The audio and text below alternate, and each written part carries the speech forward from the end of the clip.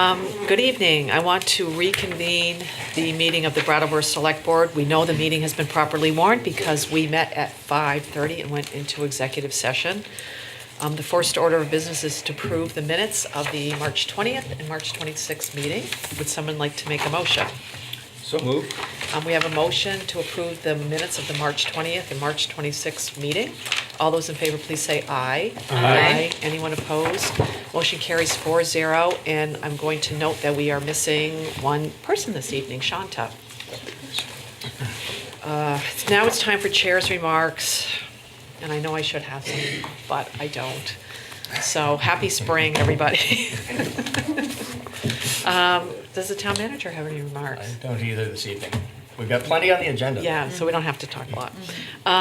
Anybody on the select board have any comments or committee reports they'd like to make? I don't. Nope. Boy, we're talking a bunch. Now it's time for public participation, and this is the part of the meeting where the public can come and talk to us about anything that is not on tonight's agenda. So is there anybody who would like to come? Nick? And for the general public, as you know, please say your name and where you are from. Nick Nickerson, Brattleboro. You all know that I'm a simple country boy, so this thing that I saw in the week really fascinated me. A school district in Pennsylvania has somewhat of an answer to the school shootings in that they're trying to give the students a more active part or a more active role, because your PTSD that they will surely suffer if there's a shooting will be much less if you're active rather than passive. Now, what they've done is they've put a 5-gallon bucket of stones into each classroom, and that's for the students to throw at the shooter. Now, I would like to suggest an upgrade for this Pennsylvania County School District. I and probably many of the guys in here who are older enjoyed shooting slingshots, and I would think that if teachers had a handful of slingshots with marbles available, you might turn the tables on a shooter, you might buy yourself some time, and you would certainly give your students something to do besides cowering on the floor waiting to be shot.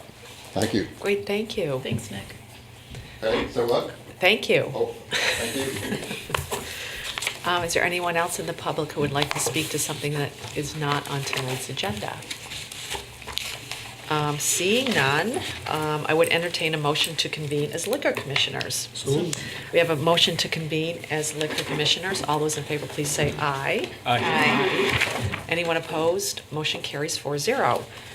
The first item on tonight's agenda deals with our annual renewal of liquor licenses. And as everyone will remember, we have a new system where we approve them conditionally as a group. And we had, now I'm going to say 5 or so, I can't remember, establishments that had issues related to their liquor licenses that we wanted to have them come and talk to us about. And at the last meeting, we had a group come, and tonight we have Hotel Pharmacy. Let me see, we have Mary. Yes. You folks can come right up to the table, so you don't have to stand at the mic. You can come up to the table. And the issue with you folks was selling to a minor, I believe, underage. And I think it was your first offense. Yes. And what we did at last week's meeting was just ask what happened and what steps you have taken to remediate whatever the issue was. Okay, do you want me to go first or you want me to go first? Yeah, I knew. And if you want to introduce yourselves to the viewing audience. Oh, I'm sorry. My name is Mary G. Martino. I am the owner of the Hotel Pharmacy. Peter Massari, I'm a clerk at the Hotel Pharmacy. You're a pharmacy technician. Pharmacy technician, excuse me. We tend to travel in packs. That's better, thank you. Okay, what occurred, Peter will give you the details. The DLC came in and it was a vertical license that got them confused. And the policies that we've instituted to prevent this type of error from occurring again are that vertical licenses will be checked by 2 employees with a magnifying glass. The cabinet where the DLC certifications are kept is clearly marked. And this is a packet for you of what we have done. And then I need this signed, this business associate agreement, thank you. And prior to finalizing all alcohol sales, the cash register will prompt the staff member to enter the date of birth that is on the ID presented. Therefore, the sale will be rejected if the date of birth is not the age required. This is the only violation we've had since we began selling on 5/17/2010, the week of 5/17/2010. And our trainings are done every year at inventory, which is mandatory that every employee attend. And that's April 30th, so it's somewhere around then. But everyone was just retrained on January 15th, 2018, after this incident. And all of my training dates are listed in there as well. And so we've included all our signs. I will let Peter explain, but it was just a mistake. So- Go ahead. Go ahead. I've never interrupted her before. So it was essentially just kind of a dumb mistake. The frustrating thing about this is we're a pharmacy. We don't just check IDs for alcohol. We check IDs maybe 50 times a day. Even apart from IDs, the vast majority of a pharmacy technician's job is reading small print numbers off of little insurance cards and transferring it somewhere. Mary sets a pretty high bar, and I think we're all pretty good at that. And I think this was kind of just a dumb flub. I looked at the ID and I quickly looked at the birthday. I did the math for 18 in my head instead of 21. And it was a dumb mistake. It was my fault. I take responsibility for it. And when you say vertical license, it's one of the ones that is dead like this? It's Correct. I think there's in a your picture in packet there. I can show you. Yeah. It is confusing. Yeah. Tim has it. Yeah. It's like this. Page. It's the page that I wrote all over. Oh, yeah. I gave you the color ones. Yep. So, and then it has 2 dates, when they turn 18 and 21. So, and the writing is, even with glasses, Yeah. you know, a little. So that's what we decided to implement, Yeah. and I don't anticipate any problems in the future. Yeah. And this was your first offense, is Yes, that correct? and only, yes. I have to admit, I was chuckled when I saw the name because I'm a customer of Hotel Pharmacy and I usually get asked for my ID just for cold medicine, I think, the last Yeah, time. as Peter said, But it happens, right? A stickler. I'm a stickler, Mistakes yes. can happen. Does anyone on the board have any questions? I have a comment. Yeah. I appreciate you both coming in. I think that that's a really good, I wish other places would do that. I think it gives a good message to have the person who had the mistake come in along with the owner. I think that that's a good way to do it, and I'd recommend other places do it this way. Well, thank you. And mistakes happen, I understand that. No, I have the best staff, the Yes. best. Anything else? Yeah. Does anyone else have any questions? Does anyone in the public have any questions? Would anyone on the board like to make a motion? I'll make a motion. To approve the annual renewal of a second-class liquor license for Hotel Pharmacy located at 20 Elliott Street.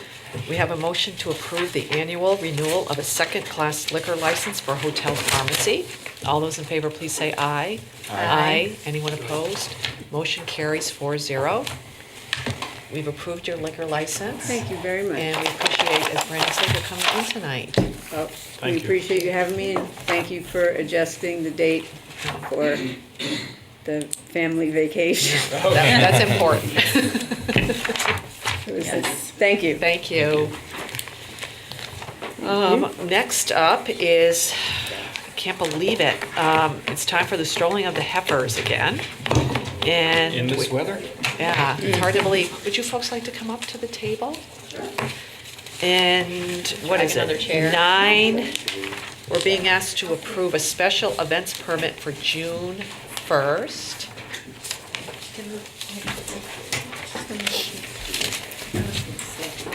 And you folks know the drill. Introduce yourselves, and then you can give a commercial about It's about Stroll. the special event.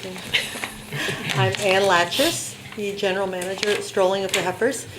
I'm approaching my second stroll in this position, and I must say it's a whole lot smoother this year. So last year, I was like, oh.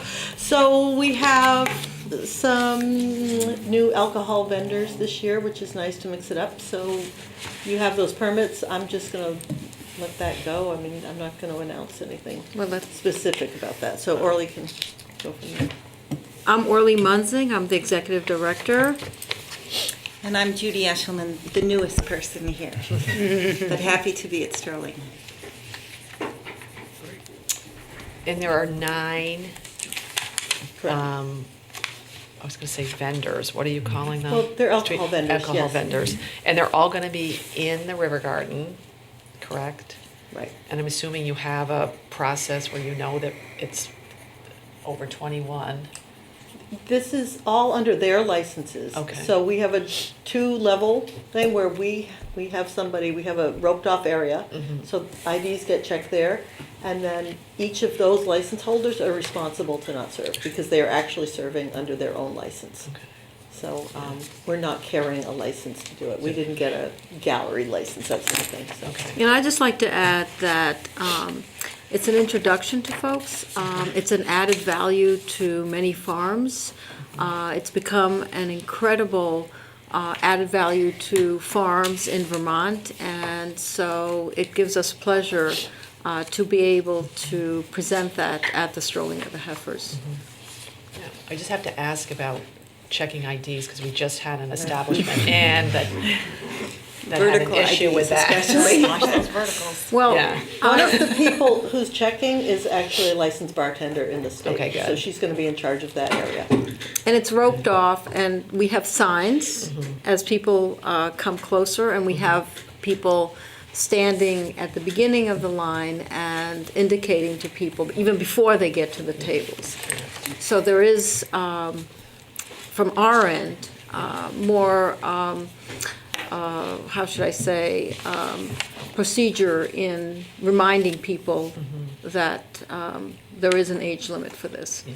And I don't know if you know this, Peter, but do these establishments go through, do they have to, their people have to go through training and Yes. stuff? So it's all, these are all, have to go through what anybody has to go through who's Absolutely. In serving alcohol. fact, the permits, if you approve them, will actually be issued to the vendors, not to the Strolling of the Heifers. Yeah. Yep. And that, like the annual permits, these permits also are subject first to your approval, but then ultimately to DLC's DLC. approval and oversight. Yeah, so there's really no difference in what we're doing here than what we've been doing, approving liquor licenses. That's correct.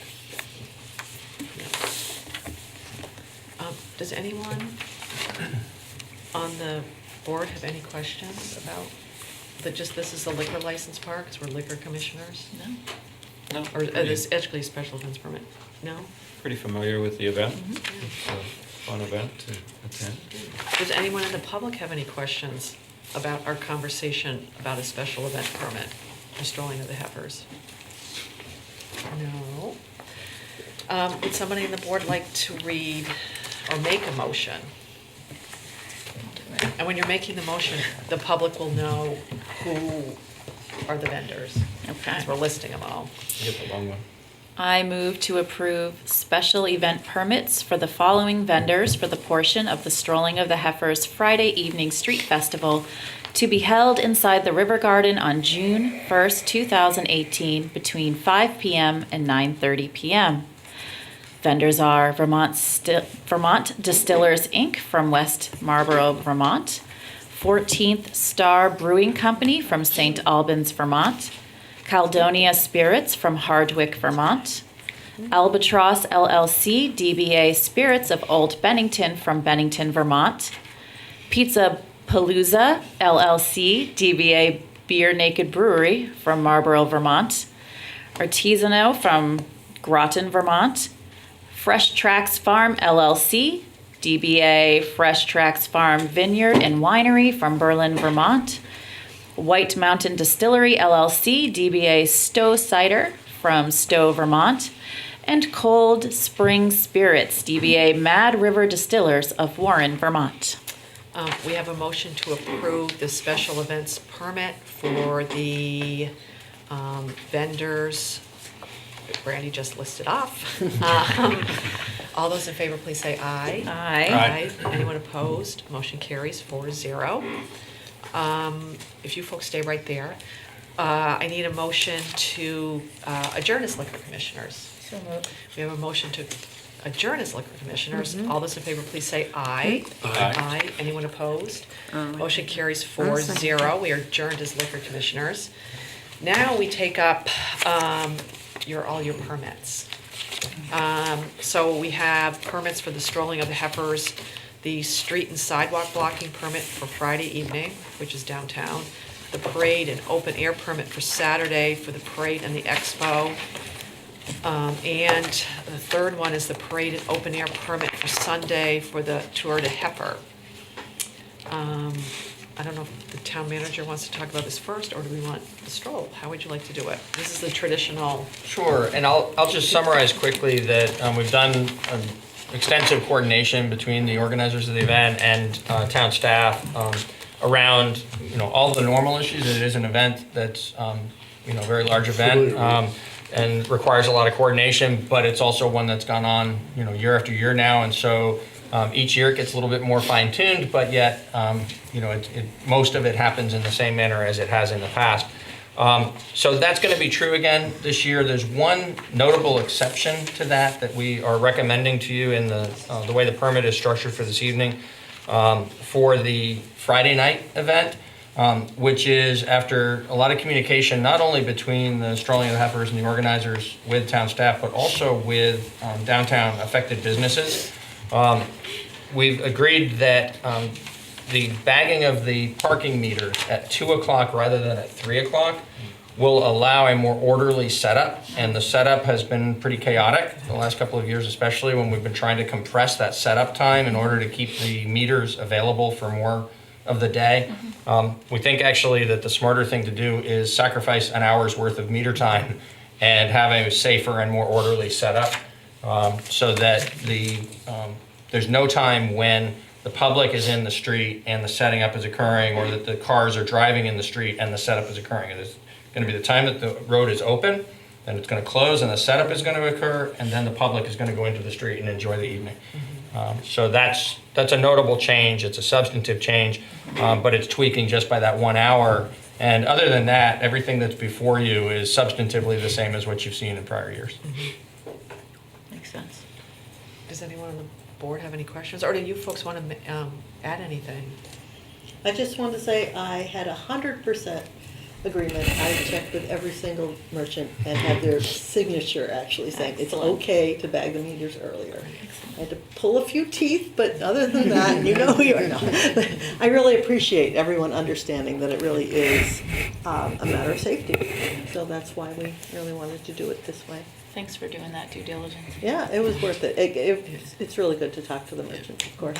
I was just curious if, do you have any kind of signs, even for people who are pulling up at whatever, to warn them? We have signs that we put on at noon that say, no parking after whatever time, 2 o'clock this Yeah. time. And then those signs, we go around and tape them on, then actually the police department gives us the bags. We do the bagging as quickly as possible at 2 o'clock. And the street doesn't close till 4:15, so there's quite a bit of time to allow those extra 2 hours of parking from 2 to 4. People will know generally there's no cars there, say after 3, so it'll be well warned, yeah. And we've fine-tuned it where we have our volunteers, basically our executive board members, for every 10 spaces, there's somebody helping them. It's run very differently than in the past. Every year we get better, and those signs, we worked with the police department in formulating them. We have them laminated, it looks pretty official.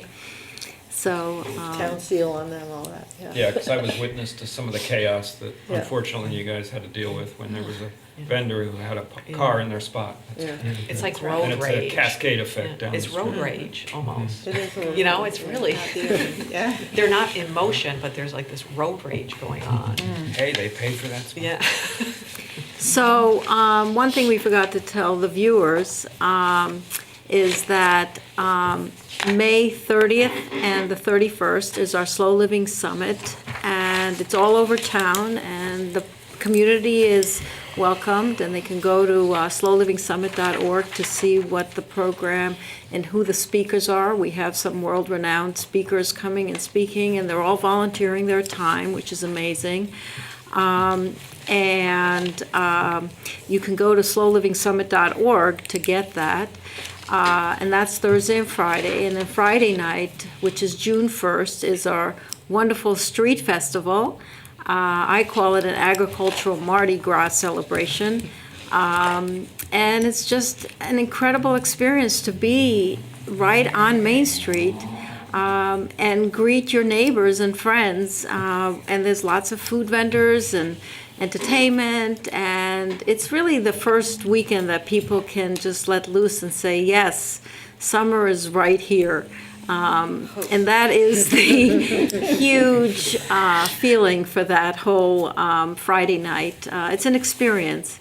And then Saturday, of course, how could you miss our wonderful Strolling of the Heifers, where farmers and 4-H club members are leading their heifers, followed by other animals and other nonprofit groups and so forth with floats. And this year's theme is May the Farms Be With You. So if any of public members want to dress up in Star Wars kind of costumes, we would love to see you come down with that.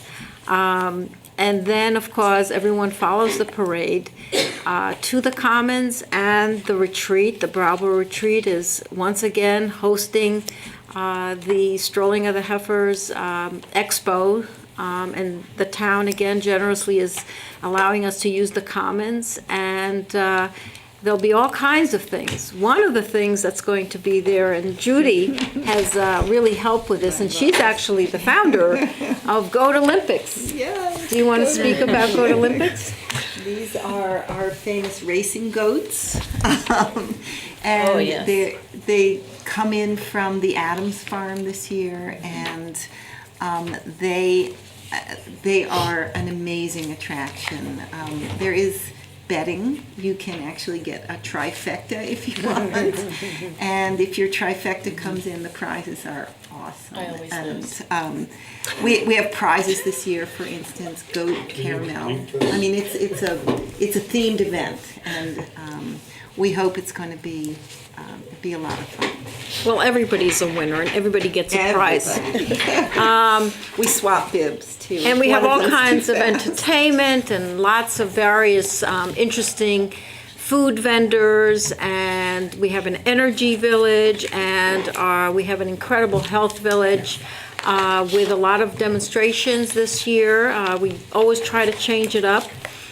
So you'll see an array of different crafters, health, woodworkers, energy, you name it, it will be there. It's all free, and we want to see everyone. And I just want to send a thank you to our lead sponsor, Commonwealth Yogurt. And if you're interested in seeing our sponsors who make this possible, because if it wasn't for them, we wouldn't be able to do it, you can go to strollingoftheheifers.com. I will say that the parade and festival is the fundraiser for the Strolling of the Heifers for all the wonderful programs we do year-round, where we have a farm-to-table apprenticeship program for folks who are underemployed. It's a 3-month program where we teach them about nutrition and culinary skills, and if they finish the program, about 98% finish the program. They get a full-time job, and we have amazing success stories with that. And then we have our Windham Grows, that's scaling up small businesses that support farms. And of course, the River Garden remains an open space for people. We have a brown bag lunch every single day there. Lots of wonderful speakers, entertainers, lectures, you name it. And if you would like to present something, please come to us and let us know. So the Parade and Festival is what supports all our year-round programs. So that's it. Great, thank you. Does anyone on the board have any questions? Does anyone in the public have any questions for Strolling of the Heifers and their permits? And this is our 18th year, by the way. Wow. Congratulations. I know. Well, I'm going to need a wheelchair soon. Could be the rolling of the heifer.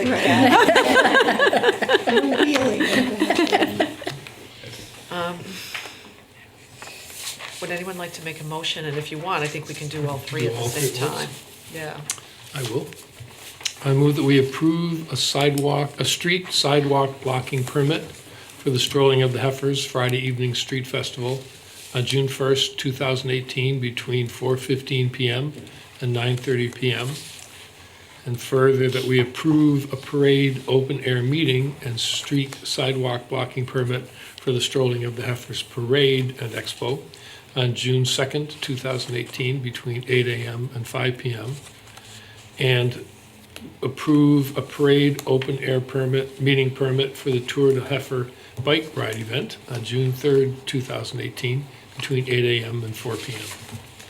We have a motion to approve 3 permits for Strolling of the Heifers for June 1, June 2, and June 3, 2018. All those in favor of the motion, please say aye. Aye. Anyone opposed? Motion carries 4-0. Thank you. Thank you very much.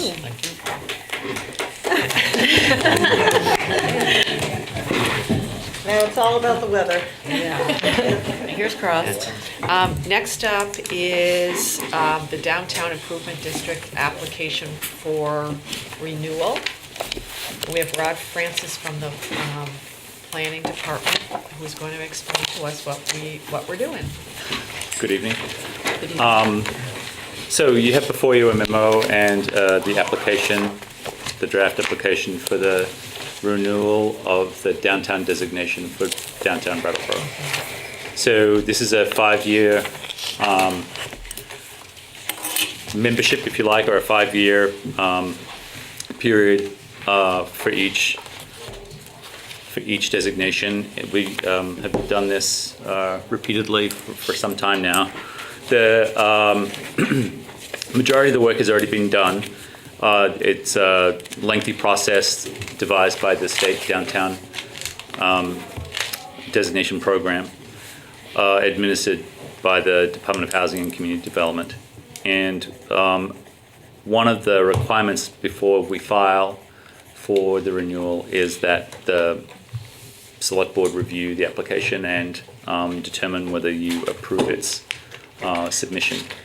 The other key parts that I've mentioned in the memo is that as part of our town ordinance that allowed for the creation of the special assessment district that is the downtown improvement district, property owners in the special assessment district are required to vote as to whether they would want to renew or continue with the designation.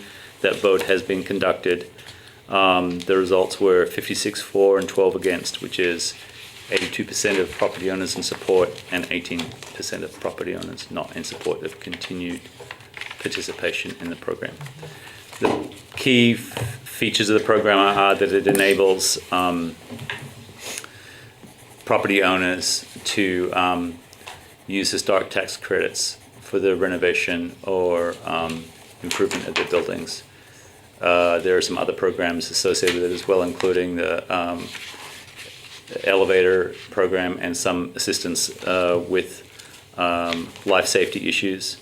And the overall benefit of being able to attract historic tax credits is extremely significant. The most prominent buildings include the Wilder Block and the Brooks House as examples of 2 projects that were developed or redeveloped in recent times and used historic tax credits extensively to do that. So I'm happy to answer any questions you may have. Does anyone have any questions for Rod? I do. You said it was 18% was a nay vote. Yep. I have, so two questions to follow that point. One is that a normal split? Is that a normal percentage that you've seen during these votes? It's not. I don't know anything past the last vote because I was around for the last vote, and I hadn't seen a record for earlier votes. It's very similar to the vote that was conducted the last time. Okay, and is there a common reason why you think people, or why people might have mentioned that they voted nay, or? We didn't. Is it a mystery? It remains a mystery. It remains a mystery. Okay. I mean, it was really just a up-down vote. It wasn't. Yeah. It wasn't anything other than you just circled the dot that said, "I want to do it again," or "No, I don't." Okay. That's it. So we didn't seek any other information. It was the town clerk conducted the poll, and somewhat typically for fairly serious polling, it was a straight up-down question. It wasn't fill out the text box with reasons why or what would you like to see different or something like that. I would say that it roughly corresponds to people's differing views on how much they like to be taxed and what benefit they think they derive from that. And so there are a number of property owners who feel like the extra tax is a burden and they would prefer not to have it. And that's I think I would interpret these numbers as a strong support for the DID. 82% in favor is pretty high. Thank you. And they're in here a couple of times a year giving us reports and updates, and people have plenty of opportunity to say why they, to explain what, why they would oppose it or why they don't like it. Yeah. And we haven't really heard from anybody in quite a while. Right. We get criticisms, but not just outright opposition. Right. Yeah. And again, this is an application for the state, to the state, because it's actually a state-run program. Yes, that's correct. That's why we're doing it to the state. Right. Because they have to allow us to be a Right. designated downtown in order to be in the program, in order to collect the Right. tax or the Right. special assessment tax and get the tax credits from it. Right. So does anyone on the board have any questions? Brandy asked my two questions. Great line. Does anyone in the public have any questions about our application for the downtown designation? Seeing none, would anyone like to make a motion? I move that we approve submittal of the application to the Downtown Board of the, the application to the Downtown Board of the Vermont Department of Housing and Community Development for renewal of Brattleboro's designated downtown improvement district. We have a motion to approve submittal of an application for renewal of Brattleboro's designated downtown improvement district. All those in favor, please say aye. Aye. Anyone opposed? 4-0, motion carries. And we got Rod up again, and this time is about... 3 in a row. Yeah, is about the town plan, and you're asking us to set 2 public hearings. Correct. And I'm assuming you're going to explain to us why. Yes, I'll try and be nice about it. So, for those of you who can recall, we did a really large-scale new town plan for 2013, and then because of changes in state statute, we were required to make very minor amendments in 2015. We were required to include a map that previously we weren't required to include. That necessitated the plan going through the amendment process so that the new map would be recognized. That allowed us to then submit the application for the West Brattleboro Village Centre designation, and you had to have a legitimate and duly adopted town plan to do that. So in 2015, we made very minor changes. Fast forward to now, we had been operating on the assumption that we had until 2020 because we re-upped the plan in 2015, but legal opinion from the state and from the Regional Planning Commission differed on that definition, and so they were using the original plan's date of 2013, which necessitated us readopting the town plan and making amendments to the town plan this year because it's 5 years since 2013. now, under yet more changes from the state, a town plan will last 8 years. So there's some good news here. We won't be looking at this for a while. But the explanation is important because the 3 or 4 major things that we identified that we wanted to do in the town plan in 2013, we've actually done. So we've completely redrafted the land use regulations, the zoning and subdivision regulations, and produced a new set of rules. We've begun the downtown master plan process, and we've, updated it and revised the way we actually process flood information and information associated with that participation in the National Flood Insurance Program. So these were some of the major things in the 2013 town plan. We can now sort of check those boxes and say that we've done those things. And we've now got other things to do. There's still some other less important or further down the list kind of features from the 2013 town plan that we still need to work on. But crucially, the downtown master plan will be one of those, and that's underway. So what we've done with the 2018 town plan, the Planning Commission and the staff have fact-checked it, made changes where it's required because we've either completed something or something else has changed. We've made it sure that it conforms to current statutory requirements, and it's ready to be re-upped. In lengthy discussions with the Planning Commission and the public, the Planning Commission was confident that the basic principle and direction of the 2013 town plan stands, and that there was no major factors that needed to be accounted for that have changed in that time frame. So here you are, you have a draft of the 2018 town plan and the explanation as to why we're adopting it. It relates to that last topic that we were just addressing with the Downtown Improvement District application to the Downtown Board. We need a duly warned and adopted town plan before we can have the downtown designation application heard. And so it's our hope that we can move through the month of May with 2 public hearings from the select board on the town plan, and that at the conclusion of the 2 public hearings, the select board can adopt the town plan with revisions as required at the time. The Planning Commission has held its public hearing and approved this version of the plan for your review. Now, can you explain to us what happens at these public hearings? Like, is there a presentation made, and do people get to say things? Just so we all know what the format is. Yes, the public are encouraged to participate. Mm-hmm. We would expect to provide an outline, a schematic outline of the plan in its revised form. Its appearance will be different in the end. The text won't change, but the format of the plan and the graphic information will be worked on subsequent to the text being approved. Now, what if somebody has a change? What's the process? I'm sorry. I mean, if somebody says, I want something different. Not They, that they're going to, but if it's already gone through like the planning commission. yes, they've had opportunity to comment through a series of meetings that the Planning Commission has held, chapter by chapter.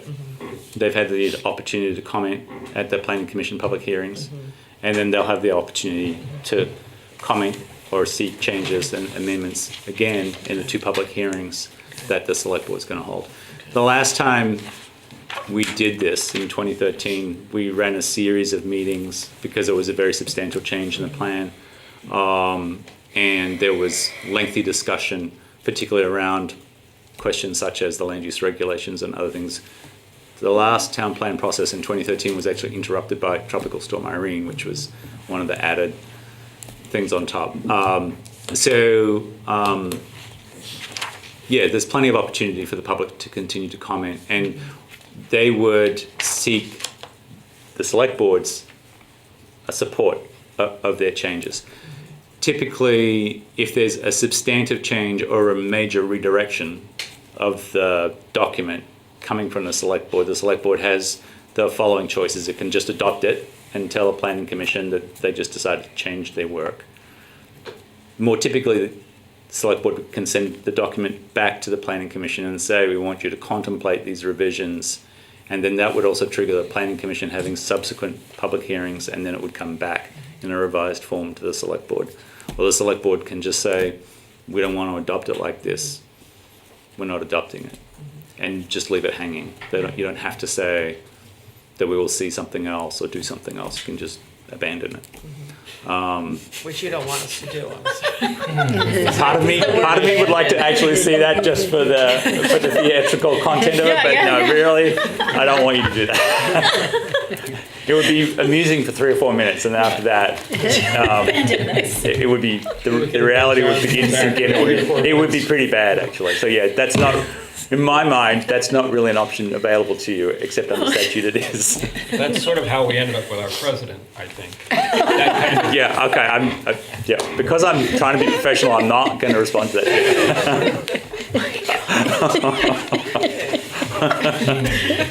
So, yeah. Throw caution to the wind, perhaps. Yeah, right. So I'm not recommending that last one, okay?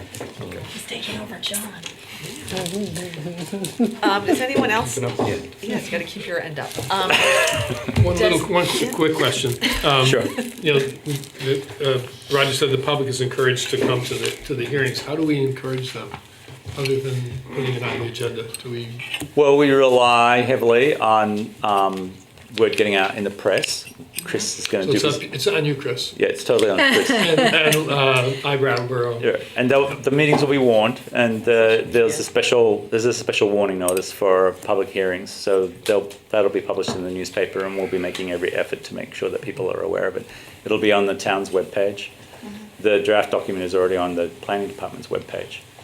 And so yeah, we will make every effort to make people aware of it. I'm only about halfway through it, so I'm not. Taking mine home. Well, you said they're just really minor changes, and Yep. I'm just wondering if you could. I'm only halfway through, so there may be someplace in here that says these are the minor changes. But I wonder if you could just say a little bit about where those changes are.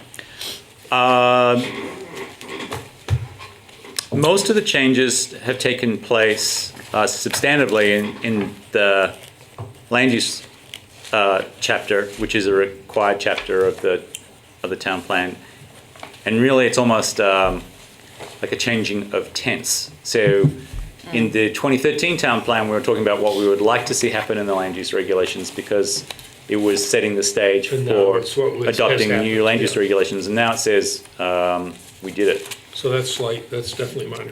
Yeah, right. So it's that effect. And then I think after that, some of the factual information in the economic development chapter has changed. That's probably Data, basically. Yeah, basically data, number of Updates, jobs, yeah. where, those kinds of things. So it's not a really significant shift. Okay, thank you. You're welcome.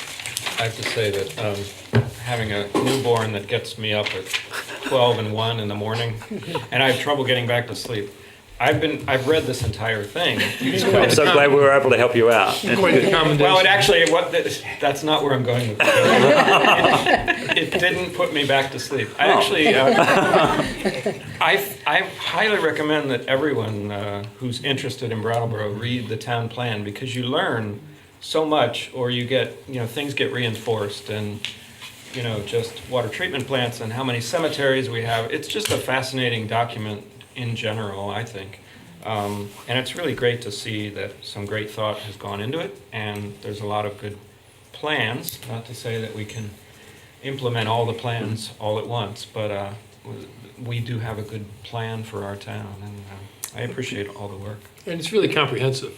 I think there are things that we're engaged with or involved in that you wouldn't think was going on. You don't hear much about it, but it's Yeah. important. I That's recommend all. one chapter at a time and then go back to that. Between diapers. I thought you were going to recommend a nursery rhyme to have playing so that it reads better. Okay. Not bad idea. Does anyone in the public have anything they want to say about, yes, sir, please come up and come into this mic, and if you could tell us who you are and where you're from. And that doesn't project your voice, that's for the camera, so you won't hear My voice yourself. can project itself. Jay Bomer, I live at 755 Western Ave, West Pratt. It's about the project that you have going on over there. Has the dates been set for these 2 May meetings?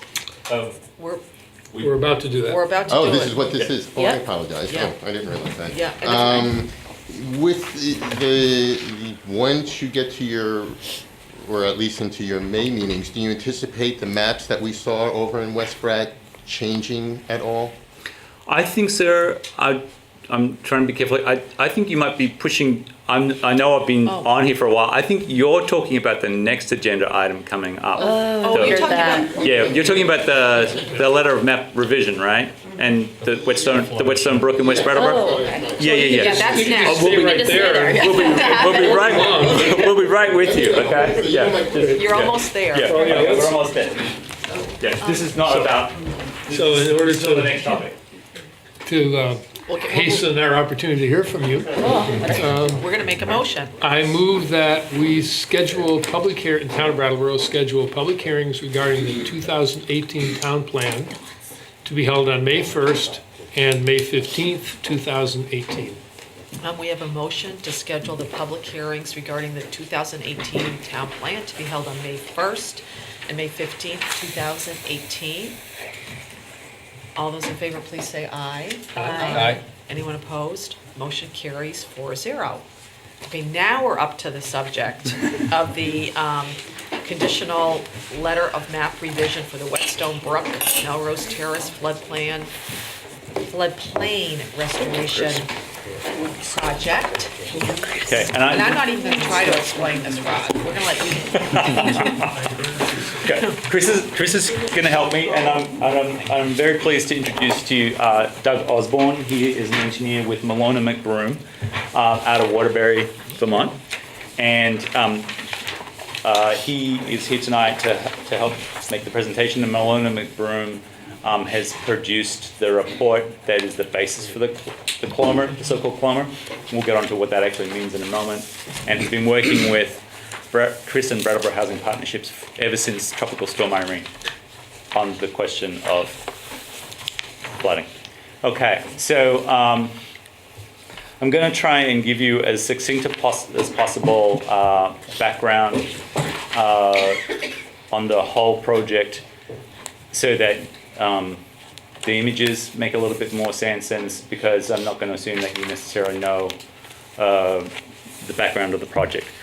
As you know, in 2011, Tropical Storm Irene seriously impacted the Melrose Terrace community, resulting in substantial flooding and property damage and the evacuation of the residents for some time.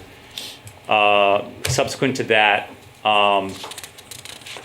Brattleboro Housing Partnerships recognized that a safer location needed to be found for the residents of Melrose Terrace, and that view was supported by the Federal Department of Housing and Urban Development and FEMA, Federal Emergency Management Agency. And so working together and along with the state and the town and other stakeholders, and using the engineering advice of Malona McBroom, various scenarios have been worked through. The first step was to actually obtain site control of the land next to Walgreens on Fairground Road and build what we now know as Red Clover Commons, which took 55 residents from Melrose and put them somewhere safe and accessible. And those units are now vacant at Melrose and have been vacant ever since those people moved from Melrose. And so what we are discussing tonight is a step in the process to obtain funding from FEMA that will support the demolition of those structures, most of which are in the floodway and the floodplain. The floodway being the more dangerous of the two regulated areas that FEMA designates in a set of maps, and that the town abides by. And so by us going through this process, the so-called conditional letter of map revision process, FEMA is able to see objective analysis done so that there will be, A, it will be demonstrated that there's no negative impact on the floodplain as a consequence of this project, and B, that it meets their benefit cost analysis threshold. So in other words, the cost of completing the project will result in a reduction of potential damage, calculated in a way so that they can figure out whether the project is worth doing or not. So without too much further ado, the next step here is to get the town to fill out forms and provide support for Brattleboro Housing Partnership's application to FEMA for the CLOMR, the Conditional Letter of Map Revision.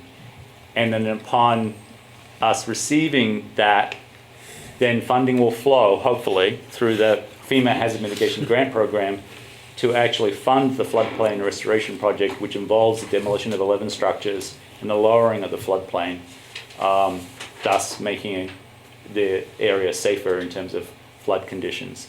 And then that allows Brattleboro Housing Partnerships in the town to move on to completing the next phase, which is to relocate the remaining households at Melrose and then figure out what to do with the remaining structures at Melrose. So that's the background. This is the presentation that we put together for you tonight. That is a shrunken down version of the presentation that Roy Schiff from Malone and McBroom made last week, and to the residents and neighbors of Melrose, and just makes clear what the process is. So here you see images taken during Tropical Storm Irene, and without too much orientation, what you're actually seeing here in the top image is water flowing down the street between the houses at Melrose, and then you can see it clearly underneath the windows and so forth.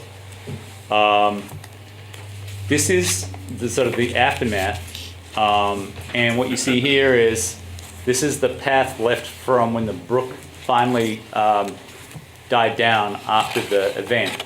It left behind this scouring. The word that we like to use is that the stream avulsed, as in it jumped the banks and made a new stream course. So it looked like this. So this map here, the blue line is the new path that Irene made at the top of the image. And you see that superimposed on a sort of a bird's eye view map. And you can see the George Miller Drive bridge in the bottom left-hand corner. And so the brook is supposed to be going under the bridge, but clearly it isn't quite doing it. So that's the issue. And so the data that we've collected shows that there's 7 properties in the floodway, there's 15 in the floodplain, there's 11 in the so-called fluvial erosion hazard area, which is a map layer that's implemented by the state, and then there's 13 in the Vermont River Corridor. So this is another layer, if you like, of mapping that's implemented by the State Department of Environmental Conservation. This is the George Miller Bridge. Basically, the image here shows that the bridge is too small for the brook. And so what it does is allows the brook to back up. And you see a lot of, in the foreground there, all those rocks and stones. It looks kind of pretty under these circumstances. But what's happening here is that all that stuff is dropping out because of the constriction of the bridge. And so over time, it's actually reducing the depth of the channel and then making it more likely to be flashy and flood earlier on than it otherwise would. So right now, we get a 25-year storm, so that's a statistical calculation of, a 1% chance in any one year every 25 years of a storm of a certain magnitude. That'll overtop the bridge. Where that can happen several times a year at this point. Okay, so this is the Route 9 bridge, and this is also you see in the foreground material that's been dropped out because of the bend and the constriction of the bridge. This one's more difficult to deal with because it's State Route 9 and it's a bigger bridge, and although it's impacted by flooding, it's actually fairly sound. So storms of a 10-year magnitude overtopped this bridge, and most of us have probably experienced that at one time or another in recent years. This is not part of the project. The George Miller Drive Bridge is. So we talked about backwatering, we've talked about sediment and debris. These are variables that are difficult to measure, and so they weren't included in the modeling. The alternatives analysis developed by Malone and McBroom were to evaluate what would happen if we did nothing, what would happen if we did just building removal, what would happen if we did floodplain restoration, which means in this case excavating the fill that the buildings have been built on. This is not good. I've got 6 minutes to go. And then what would happen if you did either remove the bridge, replace the bridge, or added an overflow culvert to the George Miller Drive Bridge, or a combination thereof. We're going to slip through these really quickly. Here's the preferred alternative. It's to demolish 11 of the buildings. It's to reconnect about 4.3 acres of floodplain to the Brook. When we say reconnect, it means that the stream can connect to the floodplain under fairly normal conditions, and then install an overflow culvert on the northern abutment of the George F. Miller Bridge, which is the side closest to Melrose, and that will allow floodwaters to pass under the bridge in flood conditions, and it will be dry under normal circumstances. So the benefits are that it removes the buildings most prone to flood damages, that it reduces flood levels in the area to 1 to 3 feet, and around 7 feet by reducing the risk of avulsion. And it also allows, because we will have removed the buildings, a really nice big area for the deposition of large sediment, including whole trees. So, Doug here, in 30 seconds or less, is going to discuss what we see here in these. No, he's not. I'll be right back. He's going to discuss the floodplain maps. If people have questions about that, you should have this in your packet. And I actually am just going to go around and get a power cord. It won't take long. Do you want? I have copy.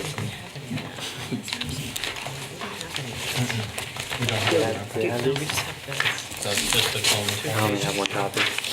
You have these? We don't have those. Yeah, We have this. what you Yeah, handed us. just got Just one. tonight. Yeah.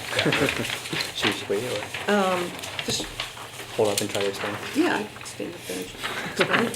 You can be the Do the computer. old-fashioned. So, do my best so everyone can see. We mapped 3 different flooding events with the existing conditions as well as the proposed conditions with the preferred alternative. The blue line is the current 100-year FEMA floodplain. So the 100-year flood is the flood that has a 1% chance of occurring in any given year. And then this map is of the 10-year flood. So it's a flood that has a 10% chance of occurring in any given year. The orange is the existing conditions that we've modeled. And you can see that on the upstream end of the project site, you're getting a lot of inundation from the 10-year flood. That in the green, which is the proposed conditions, is much improved. Sorry, no problem. So because of the decreased backwatering effect from this alternative, that area of inundation that is currently occurring is much improved for the 10-year storm.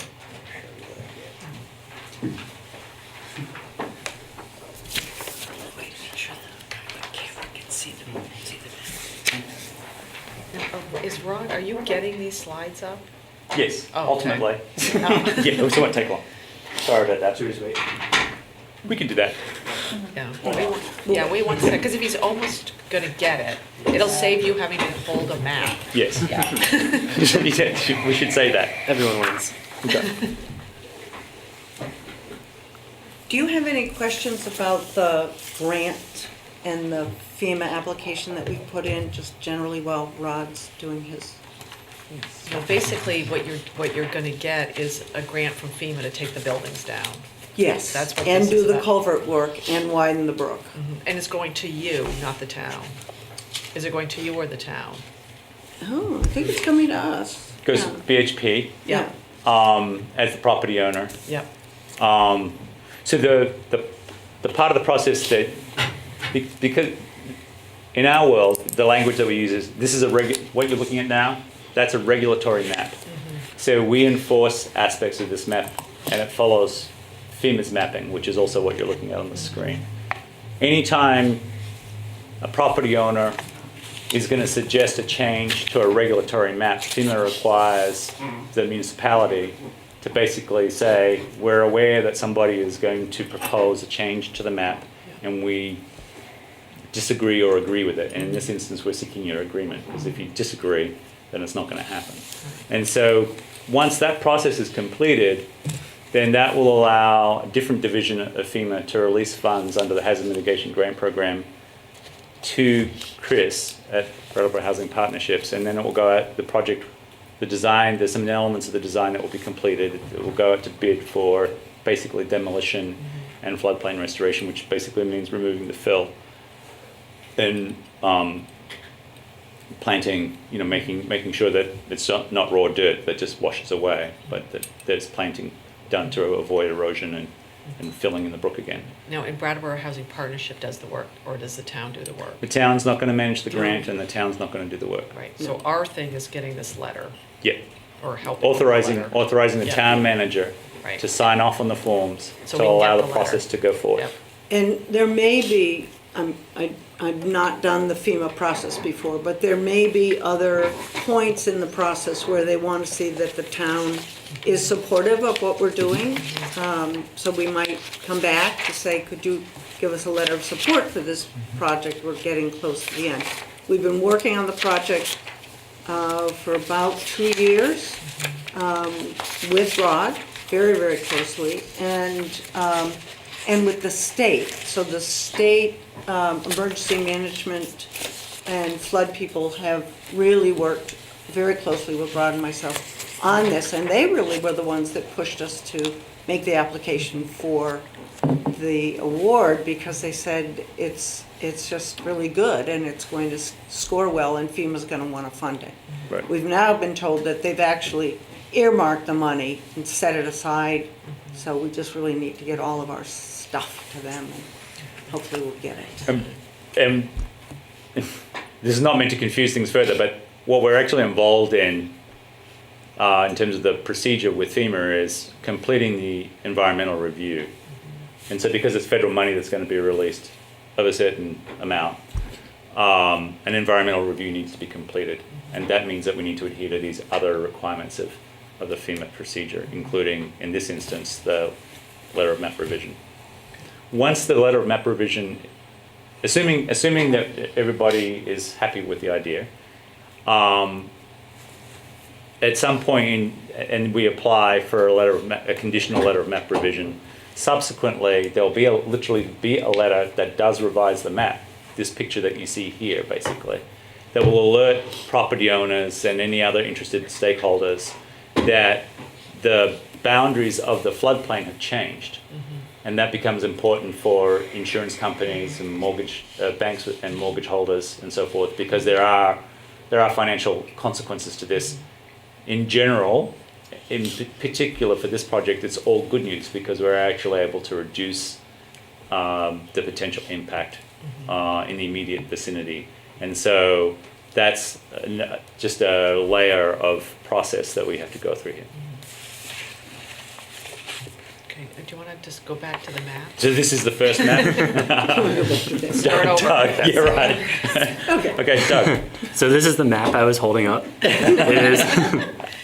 This is a map of the 10-year floodplain. That is a flooding event that occurs, that has a 10% chance of occurring in any given year. The blue lines are the current FEMA floodplain for the 100-year flood. The orange is the modeled 10-year floodplain for the existing conditions. And then the green is the modeled floodplain for the proposed alternative. And so you can see that the major improvement is on the upstream end of the project site, where currently flooding is occurring, as soon as the 10-year flood. But under the alternative proposed here, that flooding is largely stopped. And this is all Melrose from that end to that end, correct? The bottom right-hand corner is just south of the Melrose Street Route So, 9 intersection. This Yeah. is all Melrose, Yeah. right Okay. here. Okay, This is Lang, Trailer okay, Park. okay. Right. Right, and Melrose meets Route 9 here, and this is the George Miller Drive Bridge here. You can ask, oh yeah, go. Who owns the land?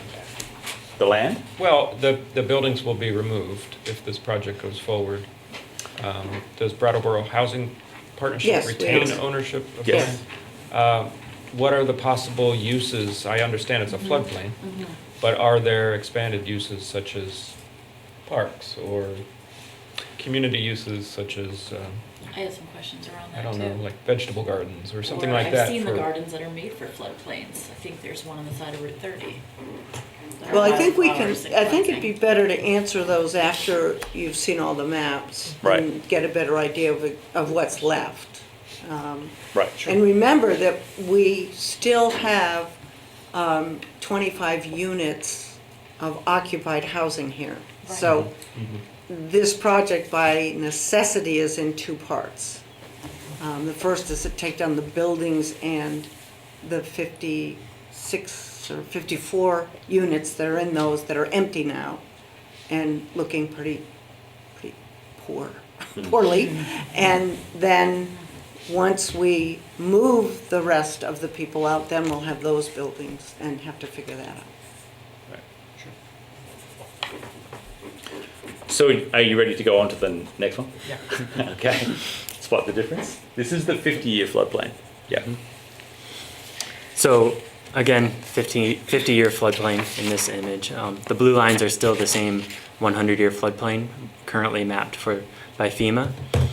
And now you can see that under existing conditions, you're seeing more inundation on the northern side of the brook, which is largely improved upon with the proposed alternative. And that area that was flooding with the 10-year flood is beginning to be inundated. However, the elevation of the flooding is reduced, so any potential damages would also be reduced under this scenario.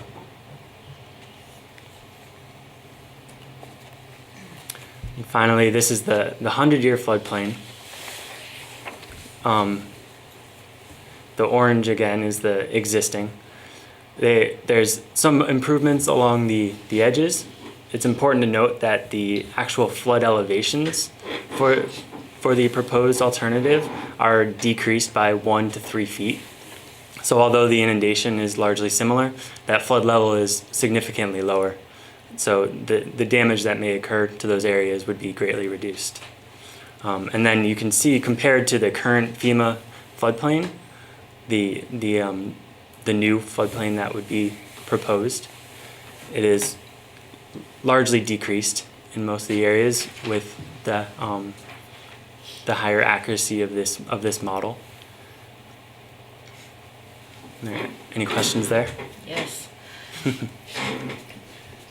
So I do, but Tim has a question. So, just to point out, if you take this segment alone, right, so these blue lines are the existing 100-year floodplain, which is critical because that's what we regulate too. And it's also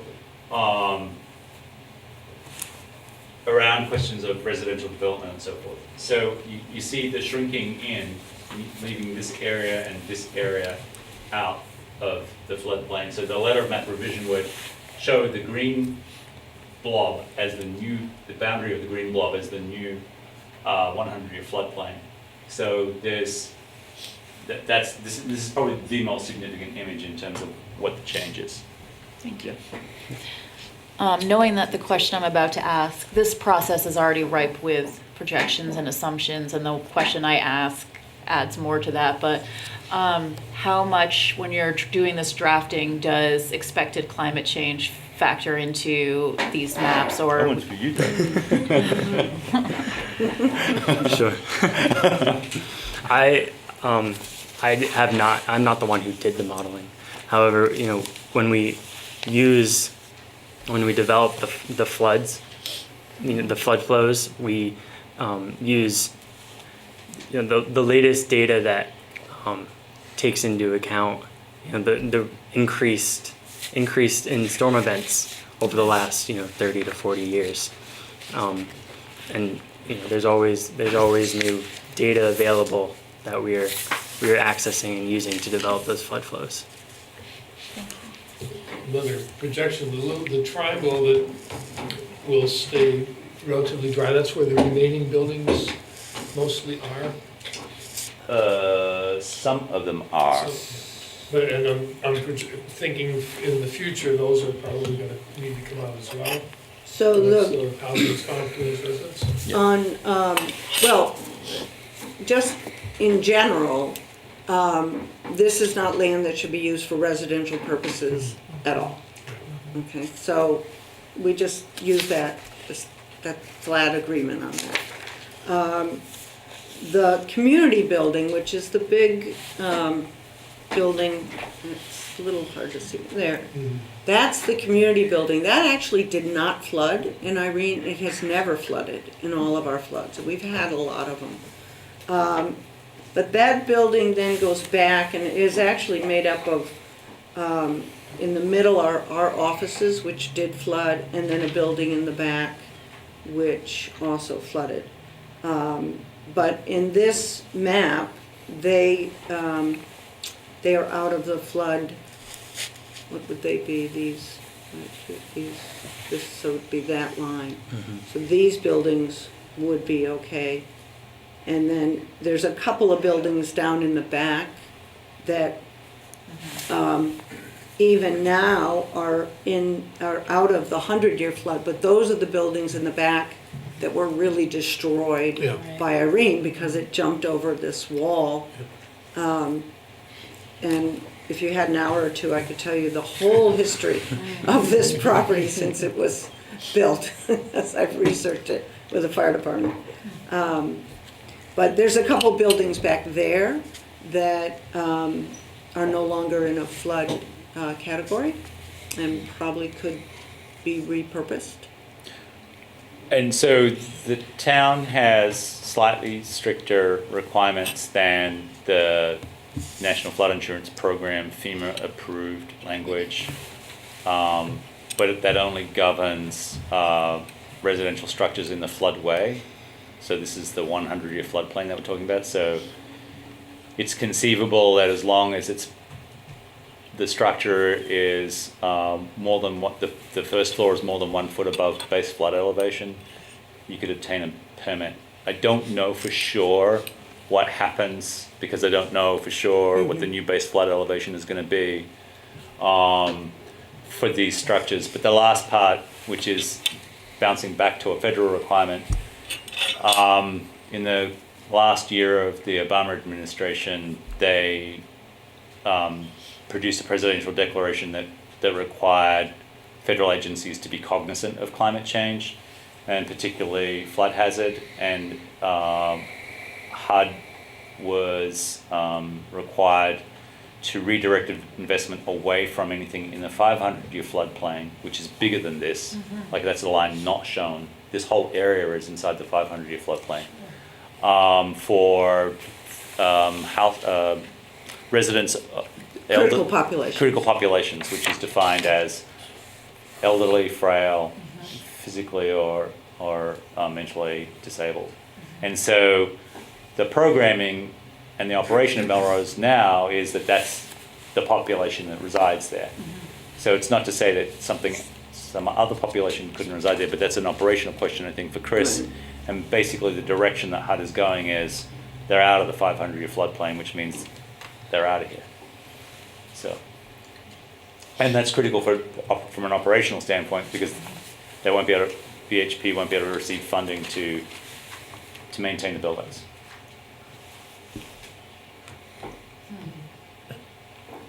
That is a longer conversation, isn't it? Yeah. What we would say, from a planning standpoint, and the planning commission and the planning staff, is that it's an ideal area for floodplain restoration, and a larger floodplain restoration project would potentially have significantly larger benefit, and that it's, as Chris said, it's not suitable for residential development. Now, can I just ask a question here, or sort of, tonight we're being asked to approve something that's just gonna get a letter, blah, blah. We're not involved in deciding what happens with the property in the future, and we never will be, like, will the select board ever? Is that a hope, or? Well, I'm just asking, because I think there was a question of whether we're gonna have a public hearing or anything, and we're Oh. not, this is our role. I just wanna make sure we all understand what we're doing tonight, and what the Yes. town's role The is. the purpose of this item on the agenda tonight is for you to discuss what the process is and learn from Doug and Chris and myself as to what the implications are.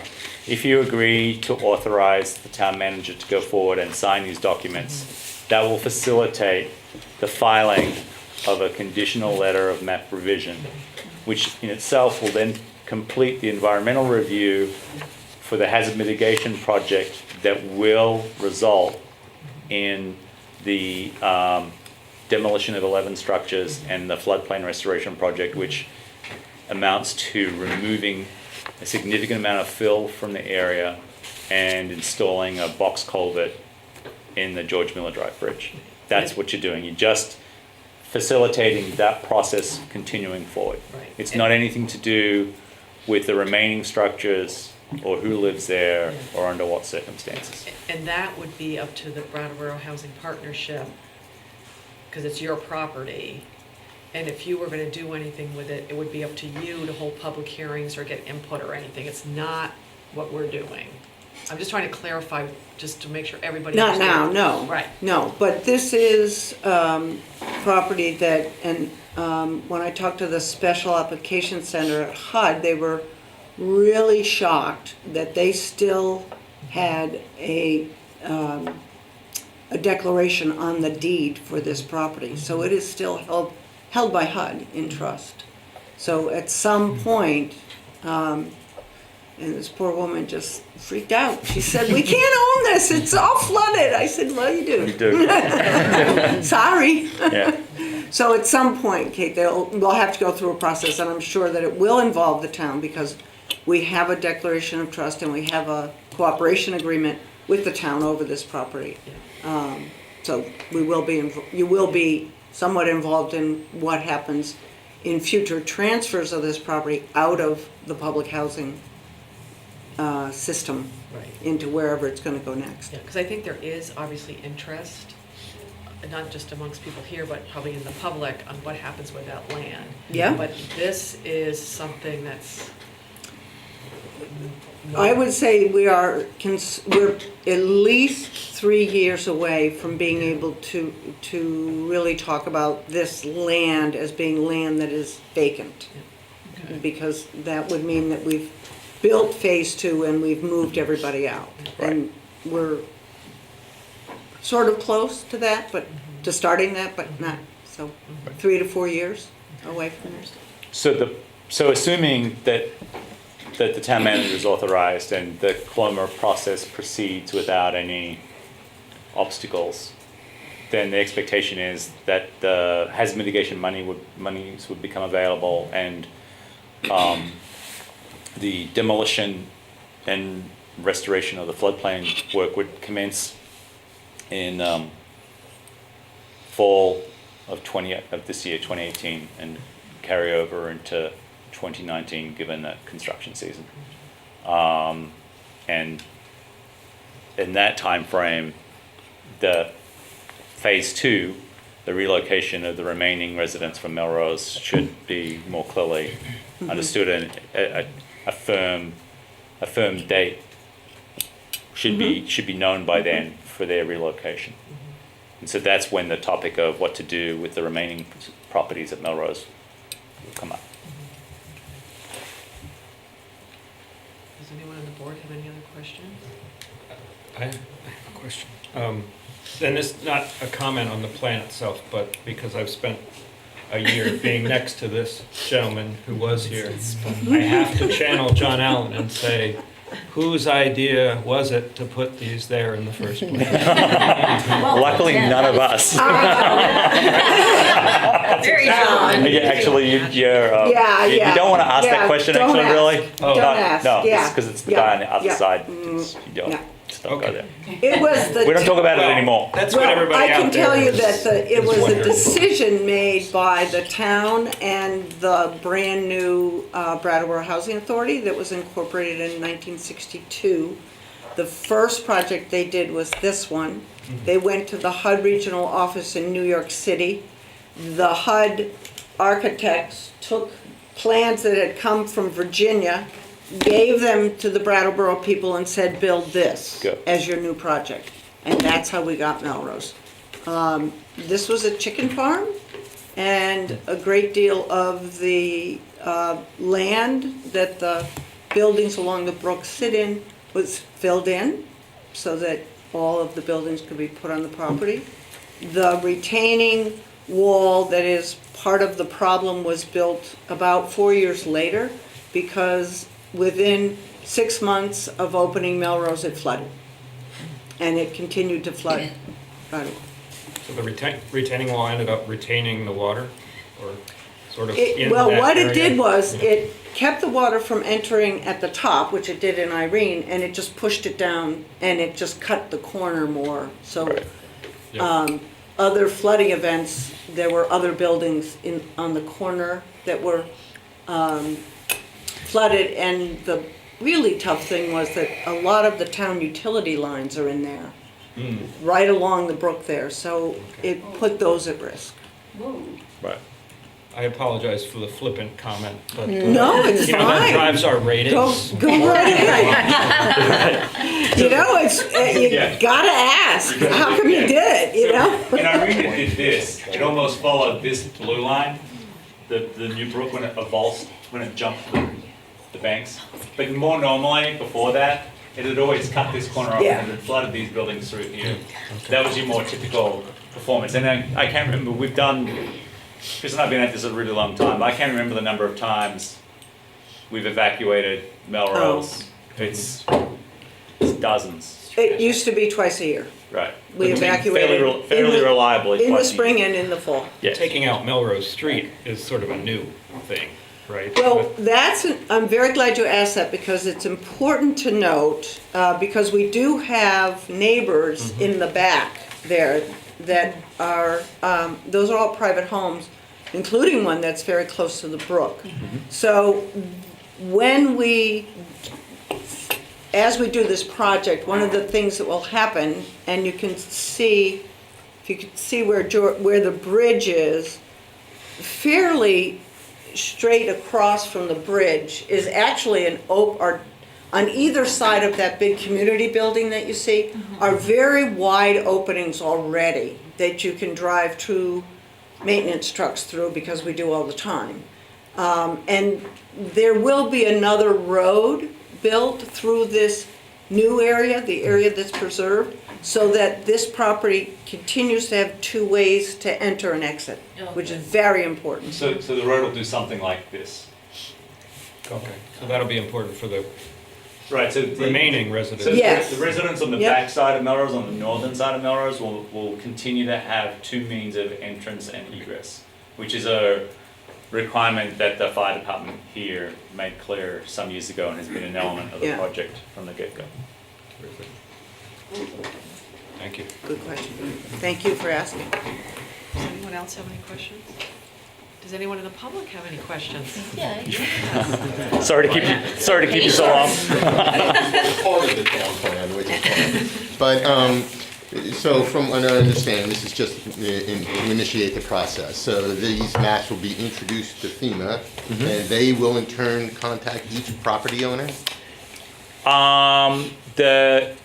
At the point where a letter of map revision is produced, they'll send, and it could be a couple of months, is my understanding, because they'll do their own review of the application, and then there's a backlog, I assume, as well. So assuming that it goes through without a hitch, it'll be a couple of months, then they will post notice in the newspaper or require the town to. They'll send a letter to us, we'll have to attach it and post it in various places, and we will notify residents of the affected area that you now have a new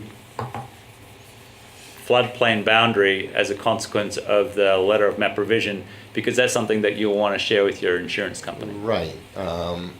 I mean, I own property that will go from a 500 flood year plain to a 50-year floodplain plain. Right. Will they, I travel outside the country a lot. Right. I do not subscribe to the local newspapers. I don't have cable. I do have the internet by all means, but with something of this magnitude, I would have hoped that they would actually, we did not find out about the last meeting, and just by chance going by. Right. We will. So we got your contact details for the last meeting. And so I'm just saying this in email, this and we'll format. make sure that you get documentation. We will send you hard copy in the mail. But Okay. we'll also try and contact you by email to make So sure that once you know. that process happens, there will be the possibilities of a landowner to bring up objections or something of that nature to this, or is this final? This is the moment that you're having that one right now, and you had it last Thursday. What I'd say is, what you're looking at is a remarkably technical process. Right. So the demonstration that the engineers from Malone and McBroom have to make is that their math works and their model works, and that by following through the model, you see changes in the actual performance of the floodplain, where it's going to flood, and what level of severity that flooding is going to be under different scenarios. Okay. So one of the things that's built into that is a reduction in hazard for neighbors as well. So when you said before that you're going to go from being in the 500-year floodplain to the 50-year floodplain, you're saying that I could show you. your conditions will be exacerbated. Is that what you're saying? And they were outside the 100-year floodplain prior to this. Well, as I said, 500-year. If those blue lines are accurate. And when I was over at the other meeting, I thought it was saying that that map wasn't the final plan, that there was a final plan that was yet to come. So this is why I'm asking, will there be other processes for a homeowner to raise an objection?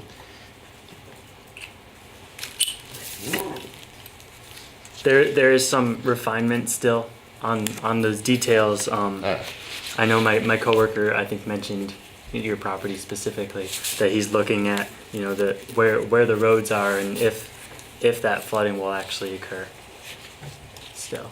Okay, so then prior to this being submitted to FEMA, will I have an opportunity? Yes. I mean, I'm just speaking about myself, I apologize. but- No. I think what you should reasonably expect is that we will continue to discuss the circumstances of your parcel in particular, because the modeling My as it... neighbors next door, just so you know, it would pass. They don't know about this stuff from what I know, but you are talking about multiple parts. Right. So the indications from the modeling are that there is a change, and it goes from being outside the 100-year floodplain, but in the 500-year floodplain, to inside the 100-year floodplain. I think that we can work on some model refinement. I can't promise anything because I'm not running the model, but there are factors there that can be explored, and I think what we'll do is we'll make sure that we stay in touch with you and your neighbors about the outcome there. Okay. So that's a level of refinement that actually needs to be attended to before we submit. So what kind of time, if you're thinking about the project possibly taking place this fall, for the map aspect, what kind of time frame are we talking? Because as I mentioned, I travel outside the country. I think the expectation is that we would get authorization from the select board to authorize the town manager to sign off on the sign off on the application, and that there's some more refinement that needs to be done, but within the next couple of weeks that we would be submitting something. So I don't know if that works with your calendar I or leave the not. country May 11th. Okay, so that gives us No, April. try to get it done That's before you fine. leave the That- country. that I'm could- back June That's, 11th.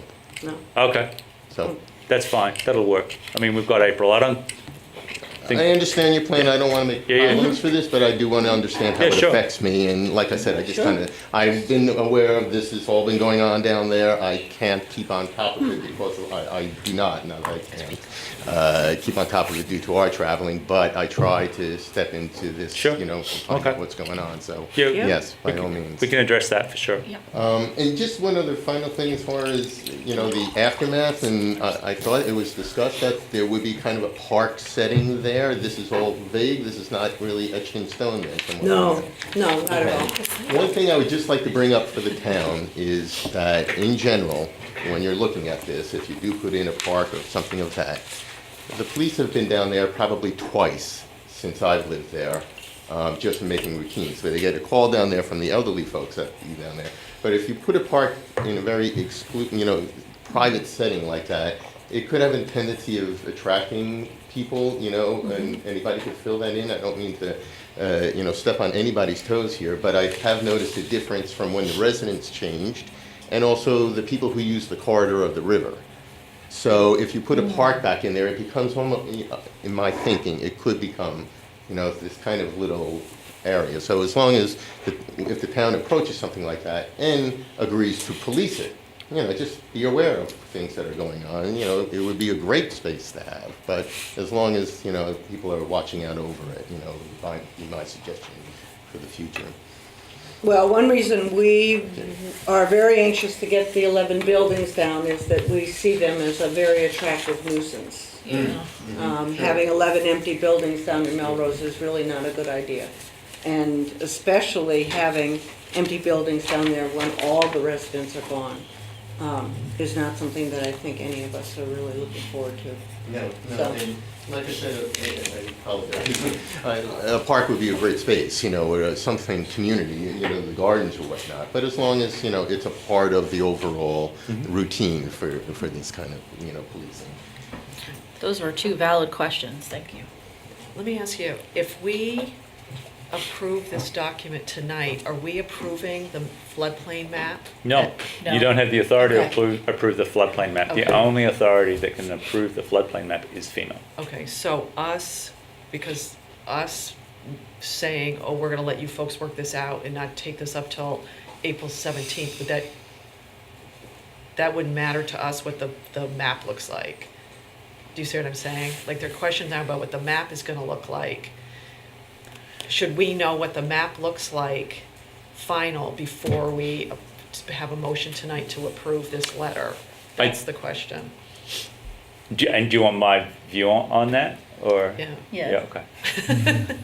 All right, so I would separate it this way, that there's a clear need for more refinement to happen to the map, and that you can acknowledge that now. Yes. But that there's also a clear need to continue with the process, because this letter of map revision process will facilitate the funding of the project that will lead to an improvement for the vast majority of abutters and the removal of 11 abandoned buildings at Melrose. So forward progress is best served by authorizing the town manager to sign off on this application.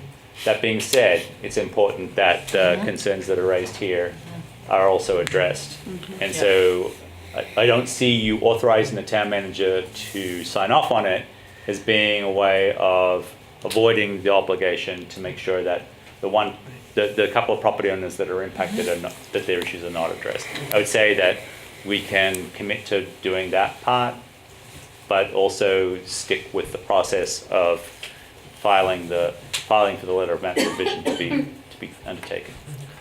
Do you want to say something? I guess I was just gonna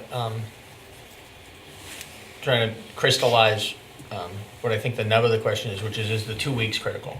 understanding that it's important to move forward, is the 2 weeks critical? No, or- that was just an estimate on my part, that there's gonna need to be mathematical calculations run and the model Right. run, and that will take some time. But there's no deadline from FEMA about when you can file a CLOMR. You can Yeah. file a CLOMR anytime. So just, I mean, if the board is Sooner is comfortable better. moving Yes. forward, understanding that there's gonna be further refinement, then the board could vote tonight. But if the board wanted to see the revised maps before voting to move ahead with the letter, that could happen 2 weeks from tonight. And I think I hear you saying that that wouldn't do harm to, Right, but I don't want to. Forward. I don't want you to encourage you to think that ultimately that you, the select board as a panel, can influence the lines on the map, because that's the part that I'm really trying to make clear. It's like Okay. you can either support it or not support it. It doesn't necessarily mean to say that the CLOMR is not going to go forward. And as a body, you don't get to say, we really like these lines, except this bit here, we would just like you to sort of move that line. That it's not a negotiated thing. It's the model is going to play out and show something, or it's not. And then FEMA's going to review it, and they're either going to find the model compelling or they're not. And that will be a highly technical conversation with the engineers, not coming back to the select board or saying, and so what did you have in mind? Because we were thinking we might. It's not at all flexible in that sense. That stuff, that process is pretty locked in and really technical.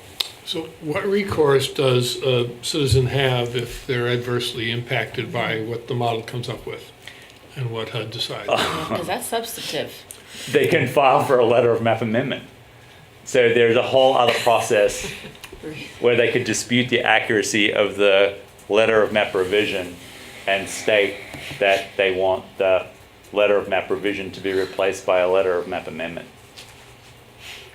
Which also couldn't happen because the map is what the map is based on the geography and the studies and the data that we know from the work. You would hire your own team of engineers and you'd do your own analysis and you'd come to a conclusion that the conditional letter of map revision should be replaced with a letter of map amendment. And, well, what I'm trying to get at is, after all of that has happened, and I don't know what specific changes or disadvantages come to you from not being in the 50 year or the 100 year, whatever, the floodplain or the flood zone. But there must be some consequence you're concerned about, or you wouldn't be here. And I'm wondering if, once that goes through, if you're one of the people that loses something, how does that compensate or how does that get dealt with?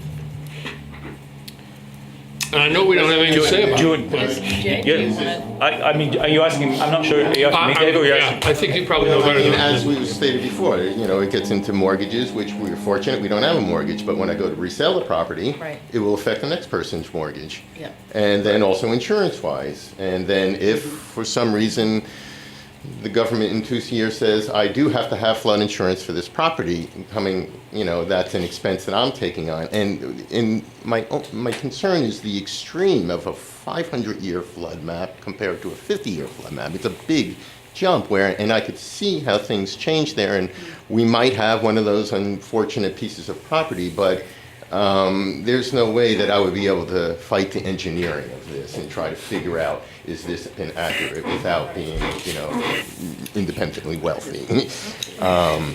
Right. And so, just by these things happening, it turns my property into a liability. And I don't know what recourses there are, other than these kind of meetings, Right, so currently you're in the 500-year floodplain and there's basically no requirement for a property owner to carry flood insurance even with a mortgage in the 500-year floodplain. If you're in the 100-year floodplain, a mortgage lender will not advance the mortgage without flood insurance. So there's an added cost. There have been changes since Sandy with the flood insurance program, which means that flood insurance is now more costly than it used to be. And there was, again, under the Obama administration, I don't know where it's at right now, but an effort to have flood insurance for residential structures get closer to what they call the actuarial value, which is a realistic assessment of the likelihood of damage. and charge insurance accordingly. Right now, flood insurance is a subsidized sub-market that the federal government underpins, and so the flood insurance doesn't reflect the insurance company's real assessment of what it would cost if they had to pay out. So there are changes. What I'm trying to say there is there are changes in flood insurance that make life more difficult for people in or around floodplains, and that I can't control and we can't control. That's a process that's ongoing now. The most critical thing is you've moved from in this diagram that's up on the screen, you've moved from the 500-year floodplain to the 100-year floodplain, and that would require insurance in the case of holding a mortgage. And some other requirements concerning, there would be closer scrutiny from our office from a zoning standpoint in terms of any subsequent modifications to the structures. So there are consequences for you and for anybody that owns those two properties. I think is it 2 or 3? I don't know. It looks like it looks like 2 to me. So I think it's definitely something that we should take away and look at what the influences there are. And I think it's the select board's call. You can either have it brought back in 2 weeks or so, with, or authorize the town manager now to work with us to, address this question. But what I'd say is, independent of your decision-making process, the letter of map revision would stand or fall on the basis of FEMA's own work, not community input or the expression of public concern or an official difference between you as a body and FEMA. That's not how they'll make a decision in the end. Yeah, I don't see I don't see a reason to wait. So, basically there's nothing we can do about it, and hopefully it'll work out. Sure. Can I just say one thing? There is some urgency on our part because we have a substantial match that we have to make for this grant.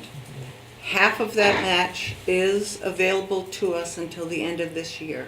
So we need to get this project going. And I'm completely sympathetic and really want our engineers to work with you on this.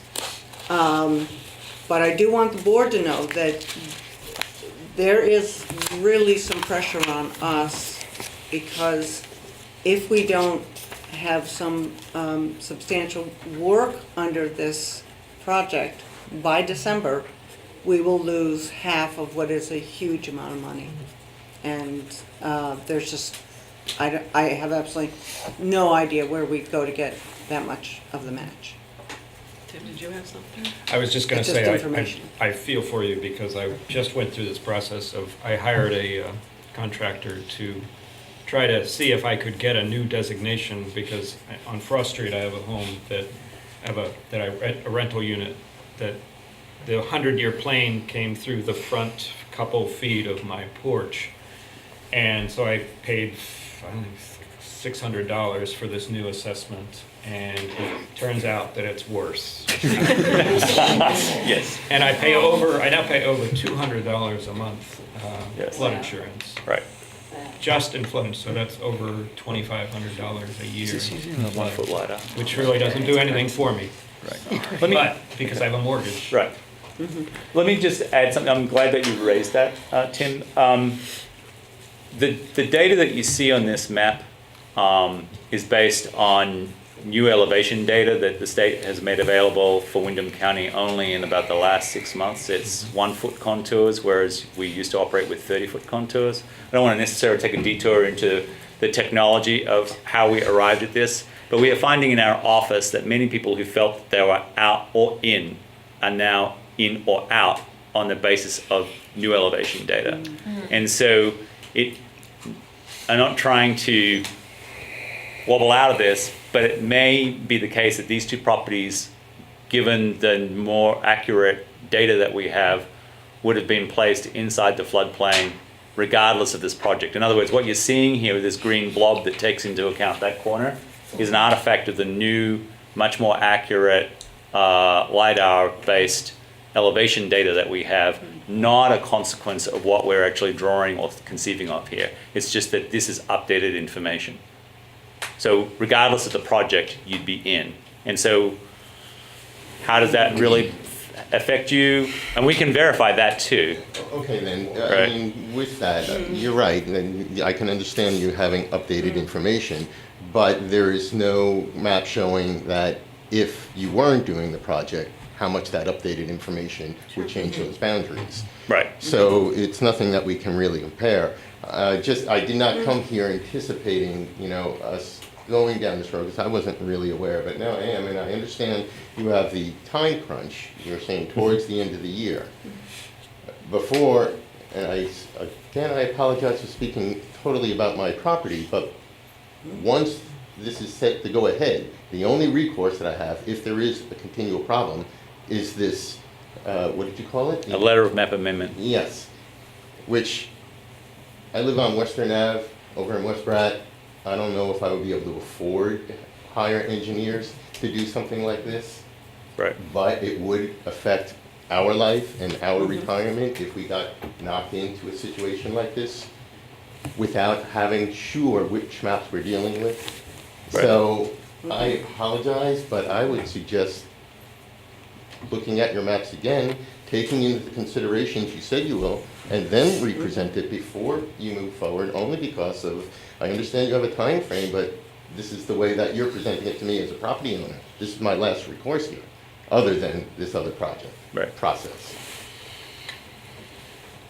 It's just something to consider, and I don't know who else is affected. I mean, I'm assuming it's my neighbors, but I can't really see your maps accurately to really figure out what's. Can you blow those up at all?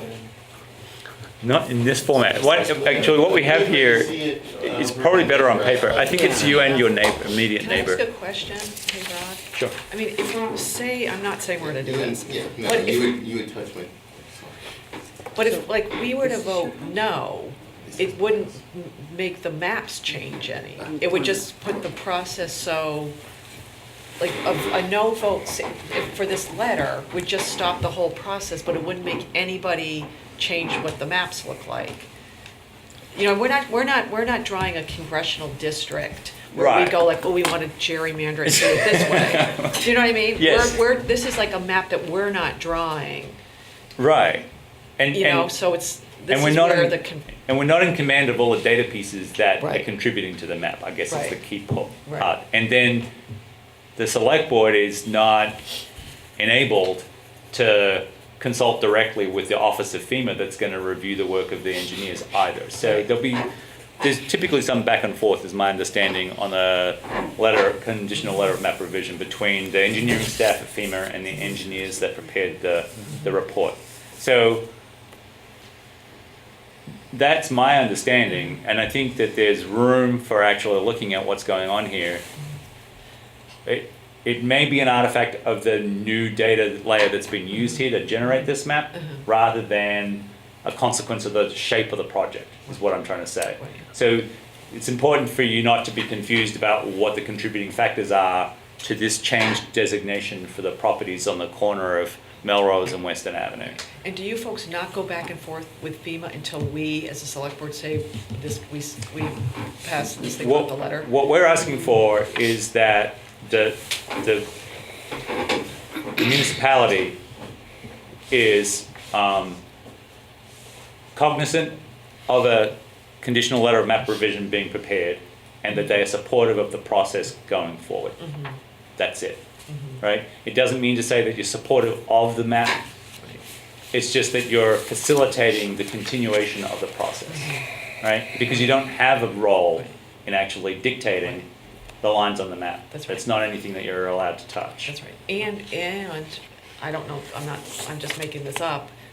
The map we see here, the lines could change through the process, but it's not even, but we have no control on anything. Right, and- where the map is concerned. Right, and it's a difficult challenge, because in fact what you begin to see here is that the green blobs, there's a reduction in risk in certain places, and then according to the this map, there's an increase in risk in the bottom right-hand corner. Now, the challenge is that we don't know what what pieces of data have generated this new map in that sense for the property owners on the corner of Melrose and Route 9. But overall, what you see mapped out here is a reduction in risk and then a reduction in the area that's designated as a 100-year floodplain, which is the governing regulatory boundaries for floodplain management. Right? So I don't want to make it worse for you, but you're actually involved in a situation where you're having to actually resolve what is the public good, where 2 or 3 individuals may be made worse off, but a larger number of individuals could be made better off. That's always a very uncomfortable situation for a public body to be placed in, but it's entirely possible that that's what this map is representing. Right? That some people are made worse off, but other people are made better off. Right? Let me see if I can get a little bit more clear. In order for these buildings to be demolished and for this flood zone to be created, we need to, the town needs to submit forms. No, we need to authorize to sign and submit forms to FEMA for a letter to revise the map. Right. And if we didn't do that, then none of this would happen. The property owner, which is in this instance Brattleboro Housing Partnerships, I'm not sure. I think they can still proceed, but the key thing is that we have to provide information that shows the municipality has been made aware of the proposed letter of map revision. That's what we're asking for here. And so you can add, you can show that you're supportive of it, or but my understanding is that there's still a mechanism that would mean that what FEMA is really trying to establish is that it's not that the applicant for the letter of map revision didn't inform the municipality that that's what they were doing, because it's the zoning administrator and the floodplain manager in my office that implements these lines on the map, and so there's implications for us as well. And so what we're doing by demonstrating that we're signing off on it is, yes, we know that this process culminates in a change, that there'll be a letter of map revision, and we will live with the consequences of that. And in order to get these things removed, that has to happen. Right, right.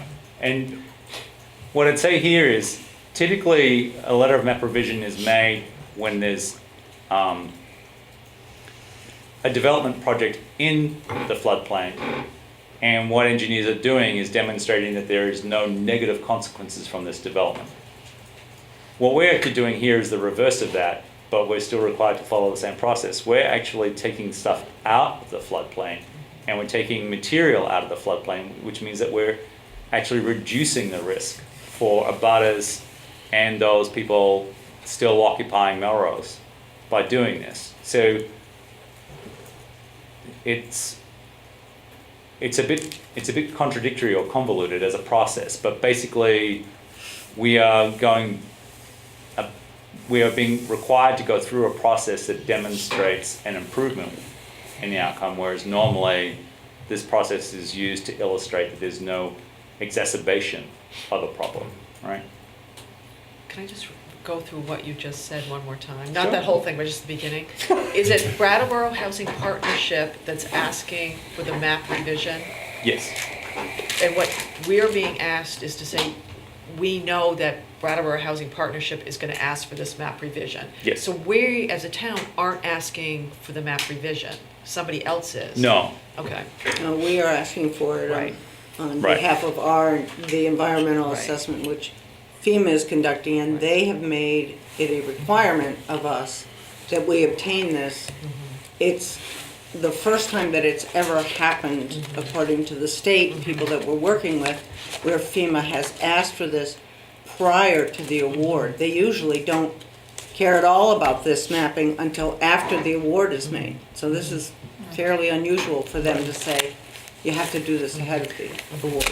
And without wanting to muddy the waters even further, the reason why they're asking this to happen is that this demonstrates the benefit cost analysis of the project for them in, if you like, in a way that they can understand and accept.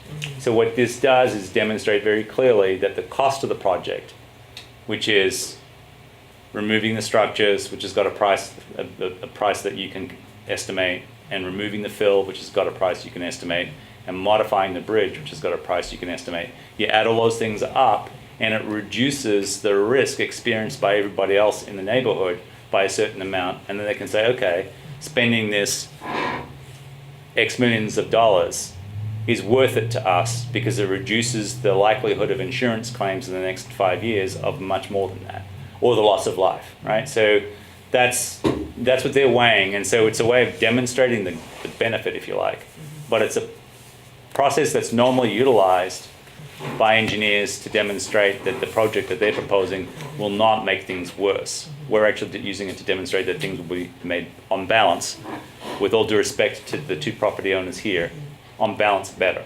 And the only way we, as a town, could change the map is to do, look for an do a map amendment. Yeah, we could file for, Right, so by sort of flipping back to, we have no more rights to say we don't like this map than anybody else did. And if we said we didn't like, if we don't think we like the map, we would have to look for an amendment. So it's not like us holding out and saying we're not gonna.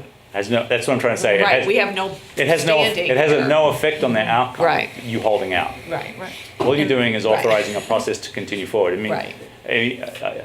We can't change the map by holding out. And No. the reason that you want the map changed is because even though we don't think it's suitable for residential living, you do have residents there with nowhere else to go at this time, and you have to shore it up. Is that basically true? But- We want the project to go You forward want- right, because right. we have 'Cause you have a 20 significant amount of money available to us to tear down, Yeah, to do right, this right. work. And that money is gonna disappear. Right. FEMA's Right. earmarked it. They've been doing this for a year and a half. Pretty soon, they're gonna say, Yeah, a yeah. housing partnership, either, don't throw up any roadblocks. We've already encountered some that we've had Right. delays. They're gonna say, we're taking the money, we've got a lot of other places Yeah, that yeah. can get Right. taken. I mean, So that's, in the world of FEMA, there's always a worse disaster that's happened since so, it's federal, so Yeah. there's Houston, right? So Right. there's people calling on this money and and their technical resources the whole time. And so we are traveling in this sort of little, space on their work plan. And if we drop off, we drop off. Right. And that's definitely a risk. Okay. Are there any last comments? Tim, you look like. No, I mean, I have to say that and there's an element of randomness, I think, to the FEMA lines as well, because when I did a lot of close study of the Frost Street that I related to you, the house next door to us that did get flooded was not in that property line, and mine that did not, or had a few inches in the basement and it quickly drained, was. So there's an element of randomness, and now the new updates, it's all changing very rapidly. There's no way that we as a board can feel like we have any control over that situation, but what we do have control over is doing a very important project for the greater good of Brattleboro.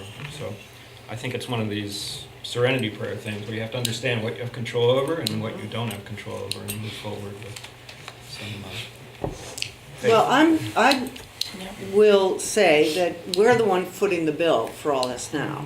And I will authorize our engineers to work with this property owner to see what we can possibly do if it is a function of the underlying topographical maps we're using, Yeah.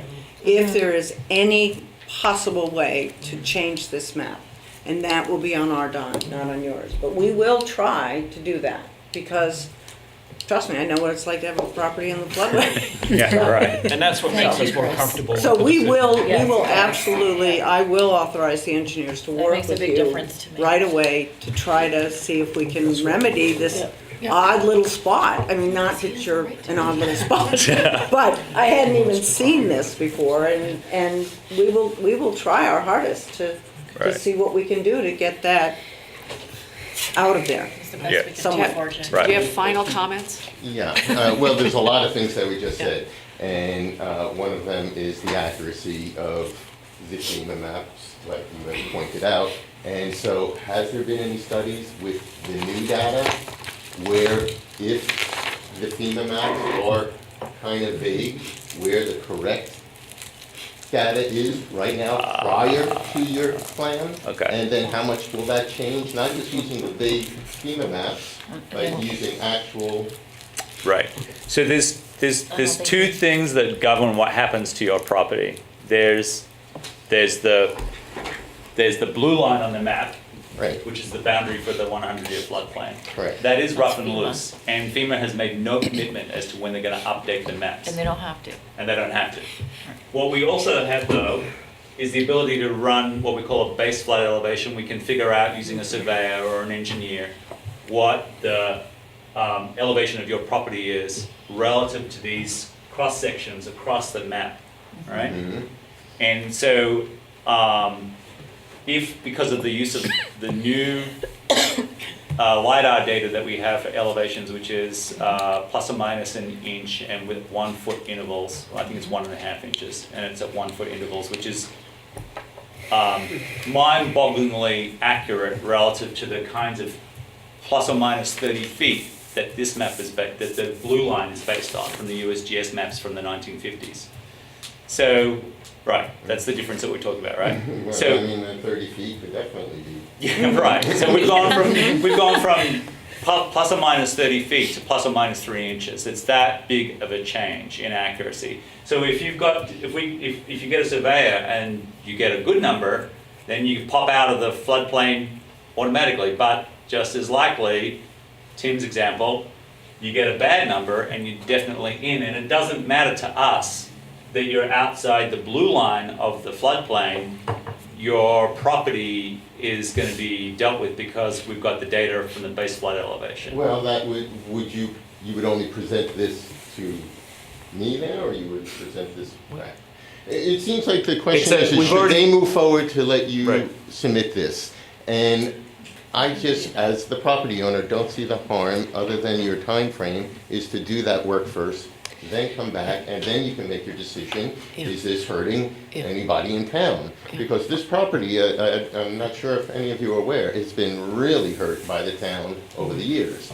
And it's also that there's a very good chance that the second floor of this property is the second meeting house in Brattleboro. I don't know if anybody's ever heard that, but it's been cited. But the Western Ave has been built around it in the front, Melrose is built on the side, so it created this hole.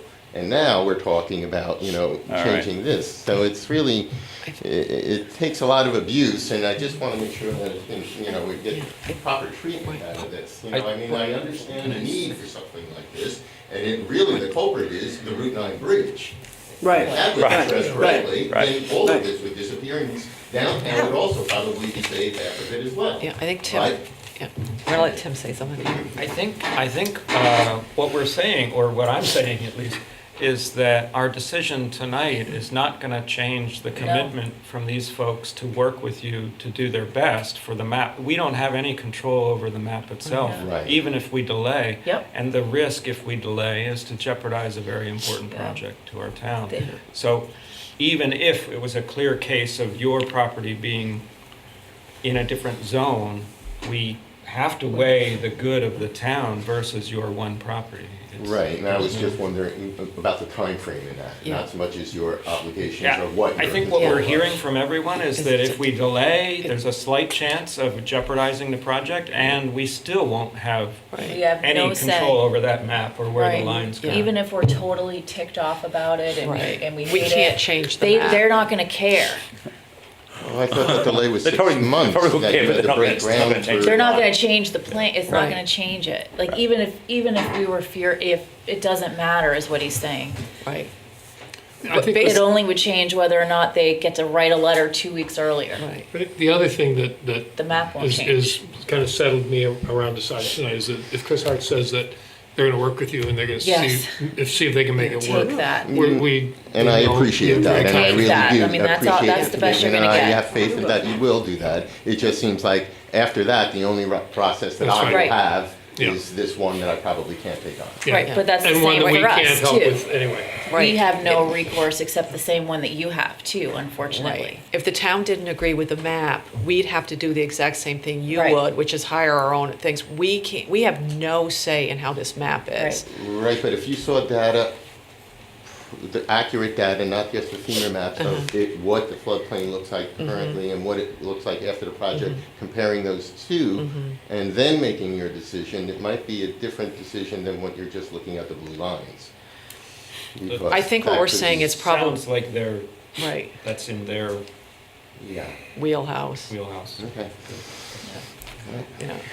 I would just add that there is a significant benefit to Glen Trailer Park. So we can't just, I mean, this is a wide area of the brook. And Glen Trailer Park has historically been subjected to very serious flooding. Oh, And sure. one of the things that this project does, it doesn't help it when you get up into the 50s and the 100s, but certainly on the smaller floods, we are reducing the volume, we are reducing the likelihood that we will subject that property to more flooding.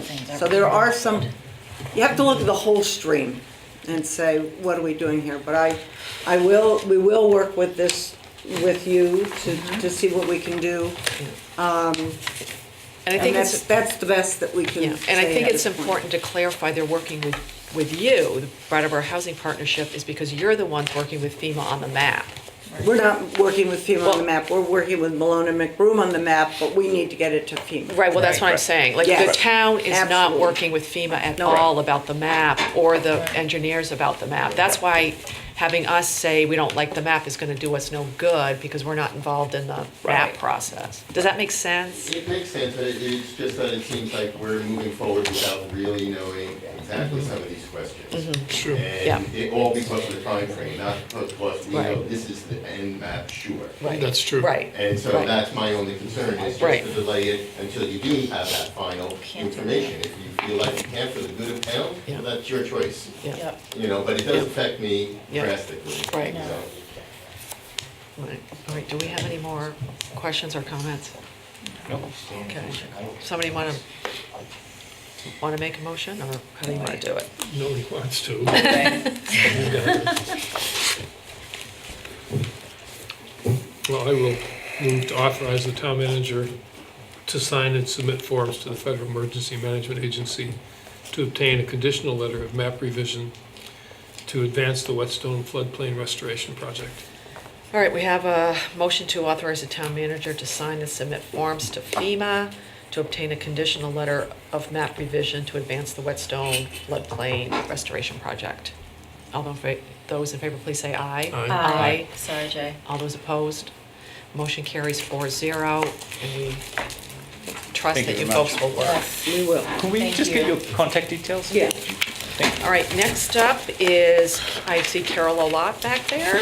It's the She's got cemetery plans for a seasonal fishing- a maintenance. Fish pond here, right? And every year, Carol's going to explain, we have to sign a contract with the people that maintain the cemeteries. What do you think?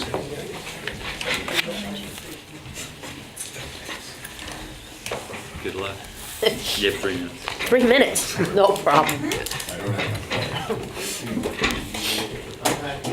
Okay, All right, Carol. so this is, I think, a little more straightforward something than we were just talking about. With that being said, we put out to bid the maintenance of Prospect Hill and Morningside Cemetery. This year, we received 2 bids, as outlined in my memo. One for $9,750 to $4.56, and the other one for $17,021. With that being said, we certainly reviewed bids, and as much as I love the $9,000 bid, after further looking into it, it didn't meet our specifications. We put out for 18, they bid on 12, and they hadn't picked up a copy of the bid package. So then we talked about for the future, how much I'd love to have his bid in, and so therefore this evening, as I've explained in years past, this project here falls within 2 budget years because, as soon as the grass starts, we're already going to be out there starting to do spring cleanup, and then the grass is going to turn green and and we're going to need to start mowing. So it falls within 2 budget years, and we certainly have, fall well within the money that's needed for this project for the course of the contract. Great. Where is Vermont Roadworks Brattleboro? Where are they? Yeah, they are, they're actual. Oh, some around here, though. They had the project, they had the bid last year, yeah. yes. Last year was their first year. I don't know their They're physical. nearby, excuse me, they're nearby, I think it's Guilford, but I'm not sure. Somewhere, yeah. Yeah. Does anyone on the board have any questions? No. Does anyone in the public have any questions? We have one public person here. Would someone like to make? I have a question, but not about this. Oh, yeah, wait till we get to the other. Yeah, okay. I'll make a motion. Yeah, make a motion. To award the bid for seasonal maintenance of Prospect Hill Cemetery and Morningside Cemetery to Vermont Roadworks LLC in the amount of $17,021. Great, we have a motion to award the bid for seasonal maintenance of Prospect Hill Cemetery and Morningside Cemetery to Vermont Roadworks. All those in favor, please say aye. Aye. Aye. Anyone opposed? Motion carries 3-0. Make note that we've lost one person who will be back in a minute. Next up, again, is Carol. And this is an application to Walmart Foundation for a grant for BASIC. Okay, so basically this evening, we are just requesting your permission to move forward with the grant process for applying for the $5,000 through the Walmart Foundation. So as you well know, the BASIC has been working very hard on raising funds. We got a major boost at town meeting, which has been very exciting. So very much appreciative of that. The committee met last evening and we're talking about some great ideas and moving forward. I think we can start to see the finish line here. And I think this grant moving forward is just going to get us one step closer. But they're really in a good situation at this point. Before they went into town meeting, they had $110,000 in donations, pledges, and grants. With that $60,000 from town meeting, that got them up to the 170 towards their project goal of 230. We'll be discussing later this month a matching grant that's out there, $15,000. So that will be a real helpful. As we'll discuss at the next meeting, that's a matching grant, which will get us even closer to that finish line. So with the matching that we would be required, that would really only leave us about $45,000 left to raise. If we come up with the 15 of the matching and the 30 balance, that finish line is definitely starting to see it. And the committee is launching a capital fund drive letter campaign here in the next month. So you'll be seeing some of that. But an exciting thing that the committee's working on is Meet Me at the Park. And I don't know, I think some of you may have seen that. It's starting to hit Facebook and all. Yeah. It's a National Recreation Parks Association challenge for the month of April, and it's an Earth Month challenge. So what you do is you go to Meet Me at the Park, and you get a vote for every day of the month from April 1st to the end of the month, April 30th.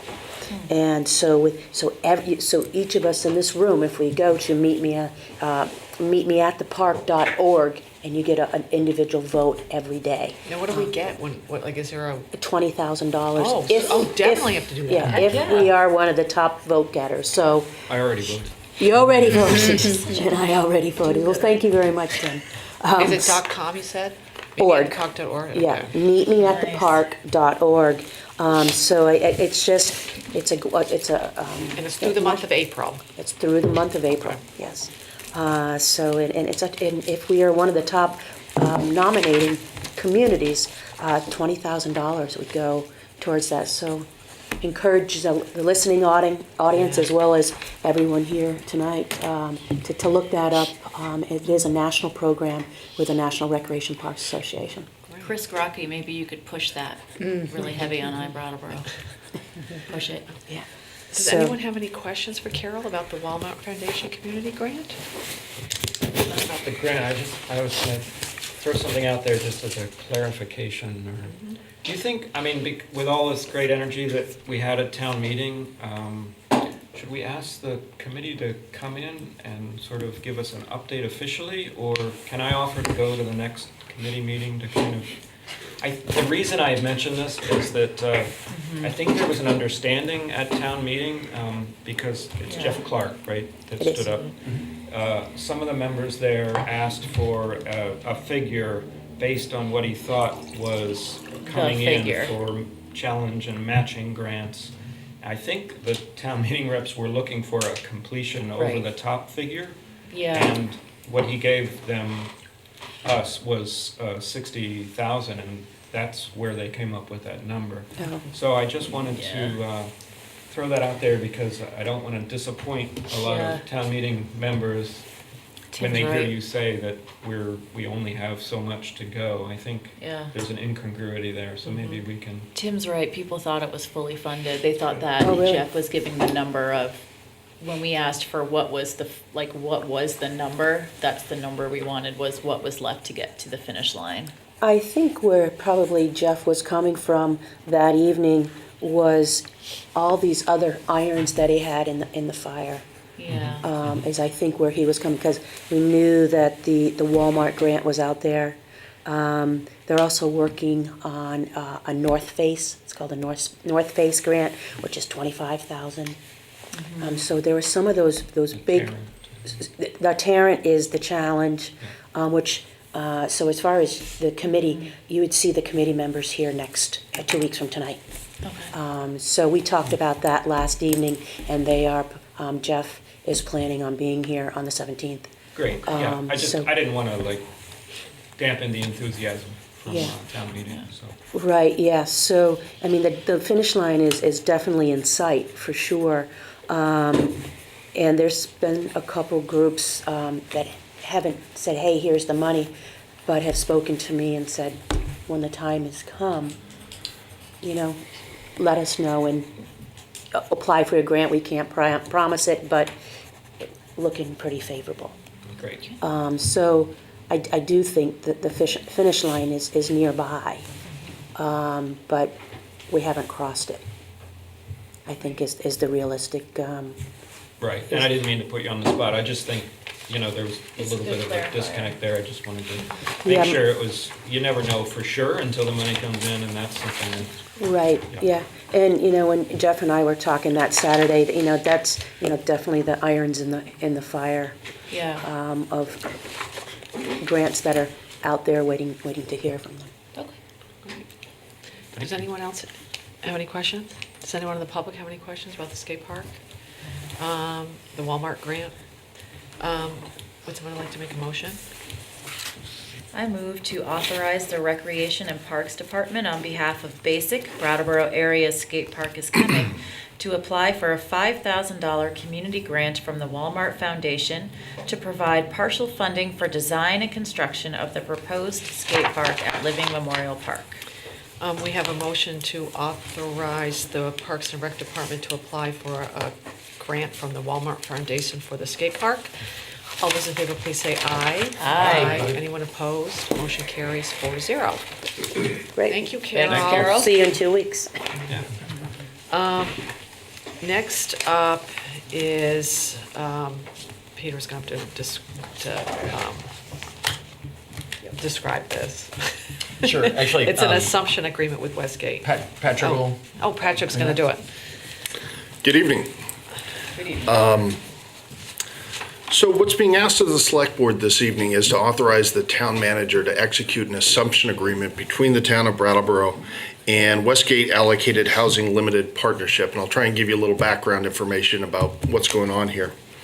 Westgate Housing Incorporated owns and operates the Westgate Apartments, which is a 98-unit affordable housing complex located in West Brattleboro.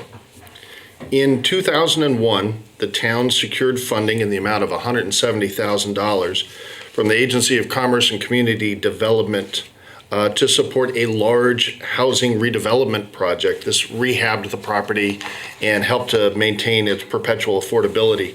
This involved a large number of low-income housing tax credits, which were secured by one of the project's general partners, Housing Vermont. For the next 15 years, the ownership structure of Westgate Housing, Inc. included the Tenants Association Westgate Bond Limited Partnership, which is a subsidiary holding of Housing Vermont, and Westgate Allocated Housing Limited Partnership, which is a subsidiary corporation of Windham and Windsor Housing Trust.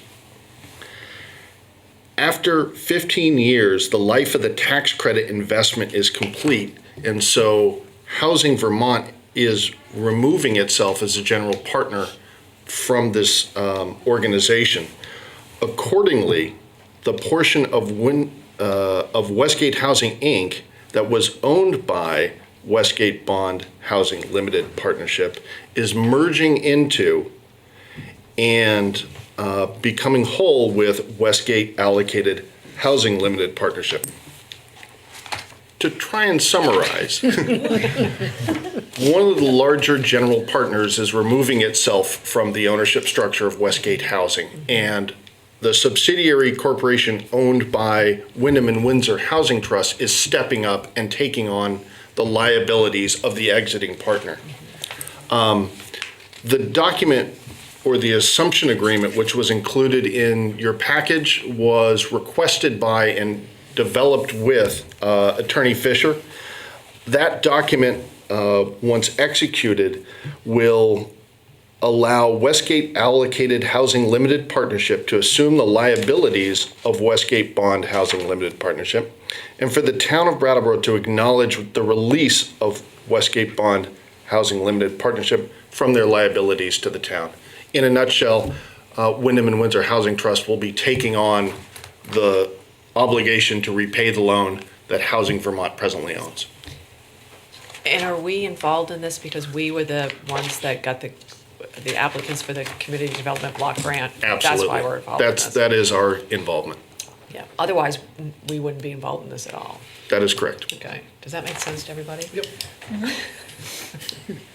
I'm sorry that's a bit of a tongue tie. No, It makes sense. it totally makes sense. It's a lot easier than reading it, trying to understand. Somebody want to make a motion? I move we authorize the town manager to execute an assumption agreement with Westgate Allocated Housing Limited Partnership as presented. And we have a motion to authorize the town manager to execute an assumption agreement with Westgate Allocated Housing Limited Partnership as presented. All those in favor, please say aye. Aye. Anyone opposed? Motion carries 4-0. Next up is the accepting a grant, CDBG grant for Windsor Housing Trust. Absolutely. So the next item, the board is asked to adopt the grant agreement resolution in accepting the grant agreement that will eventually make its way to our sub-grant recipient, Windham and Windsor Housing Trust, and to authorize the town manager to execute the grant agreement and all actions necessary to implement the grant. So just a little bit of background on this, because it's been a while since we discussed it.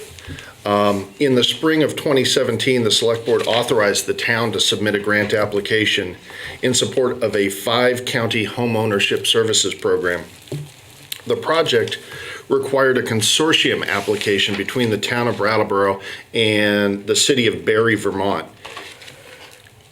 And that together, our subgrant recipient, Windham and Windsor Housing Trust, along with their partner, the Downstreet Housing and Community Development Organization, would begin to deliver a set of housing support services across 5 counties. Windham and Windsor Housing Trust would obviously do so in Windham and Windsor counties, and Downstreet Housing Community Development would do so in Orange, Washington, and Lamoille counties.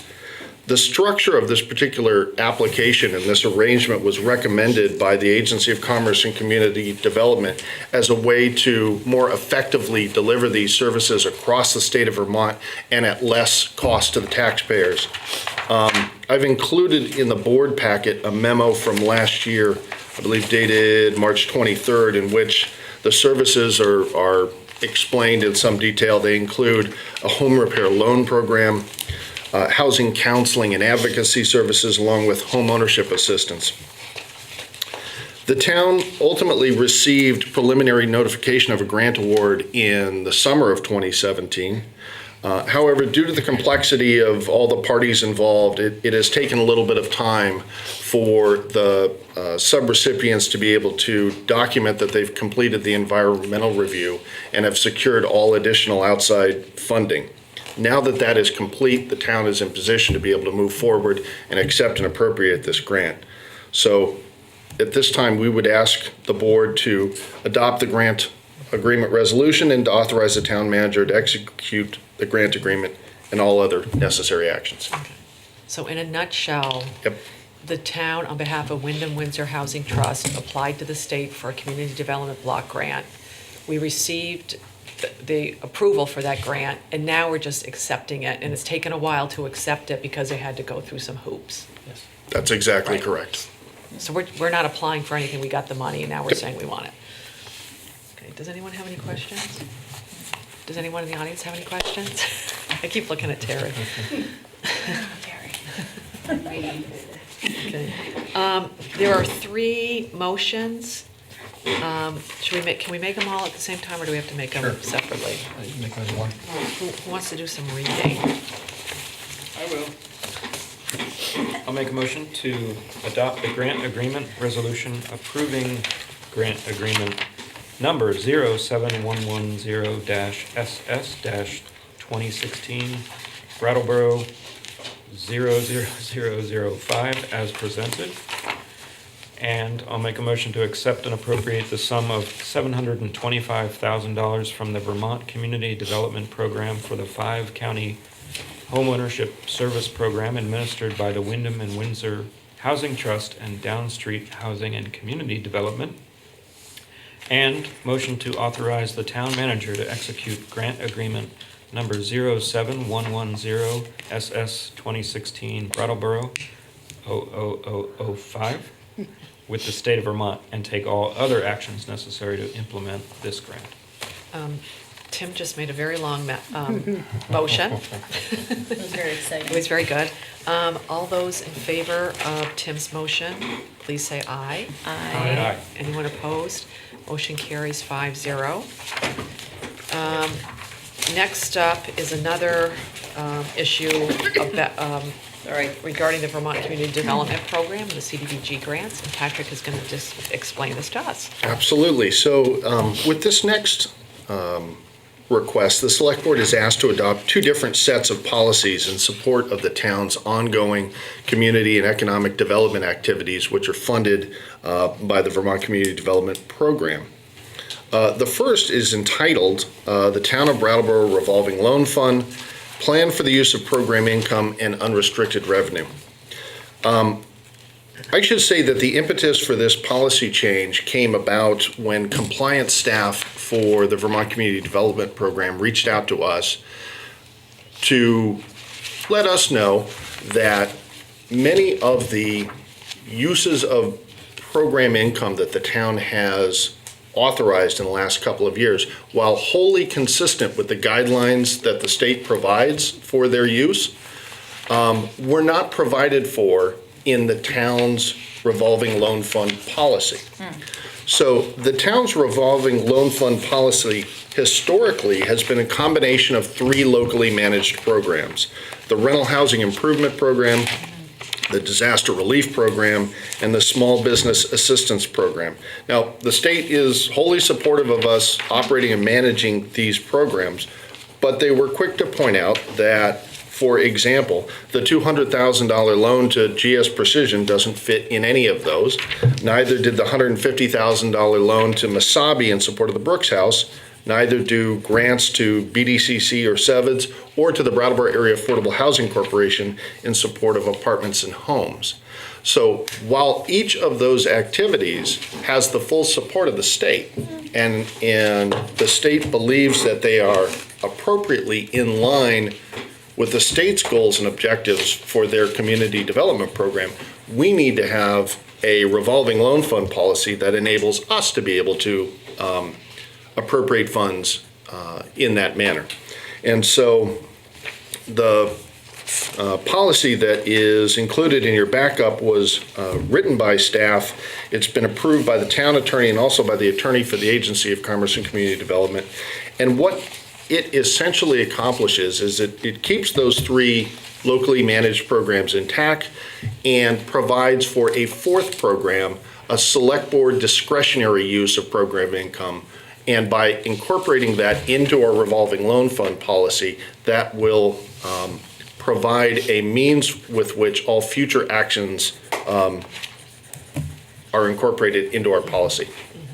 So it's not restricting anything we're doing right now? Nope. It's just putting in writing that we can do it? It's essentially codifying what we have been doing. So it's really just bringing our policy in line with our practice.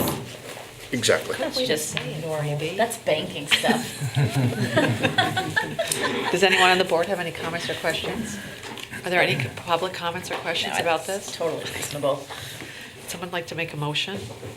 I'll move to adopt the policy entitled Town of Brattleboro Revolving Loan Fund, Plan for the Use of Program Income and Unrestricted Revenue as presented. And, Yeah, go for it. okay, and to adopt the policy entitled Municipal Policies and Codes Form MP-1 as presented. Brandy has made a motion to adopt 2 policies regarding the community development block grant as presented for Vermont Community Development Program. All those in favor, please say aye. Aye. Anyone opposed? Motion carries 4-0. And Terry, we're done our agenda, so I'm assuming you want to talk about something. You've been Well, curious. you've been here, so Yeah. we won't adjourn without hearing from you. Yeah, I was under the impression this started at 6:30 and I missed public participation. And I just wanted to let the board members know, I requested that on the 17th, my issue with the tire dumping in the wetland Oh, along the good. West River be on the agenda for public discussion. And did you get the email I forwarded you from Megan? I'm trying to keep in communication with, I think it's called the Vermont Agency of Environmental Regulations. And the more public pressure and public participation and the possibility of the town itself putting pressure on the state to enforce its own regulations, Yeah. I think is important. But this is really important. Did any of you, I spoke a few weeks ago, has anybody had time to go, did you? Oh, sure. Okay. Gone twice. Yay. But I think we should keep the discussion to the, Well, individually, you can send a link. In fact, Patrick can provide a link where you can report it to the state as individuals. But then as a board, we can discuss it. But if anybody wants me to take you there, because some of it is not in plain view, and there's specific places, I would be happy to. And you can call me at 254-5421. Jan, you have my information, right? But this is a good time because in a couple weeks, the leaves will be obscuring everything. That's why I think they've been able to do it for so long. And also the dam is out, so there's no water, and you can really get a good thing. So if you need any details or even arrange where I could take you, I will be more than happy to. Thank you, Terry. But hopefully, yeah, it'll be on the agenda the 17th, and we can have a discussion about it. Well, we haven't set the agenda yet. But we've added it to the tentative agenda for you to consider having. Oh, that okay, night. I didn't know that, okay. So, thank you very much. All right, Terry. thank you. And this has been very humbling. You guys really, wow. What was I gonna say? Oh, would someone like to make a motion to adjourn? So moved. We have a motion to adjourn. All those in Think favor? about it. Please say aye. Aye. Anyone opposed? Motion carries 4-0. Thank you, everybody who's involved in our meeting. We appreciate it. Thanks, BCTV. Thanks, BCTV interpreters, Chris for staying, Terry for staying. Thanks.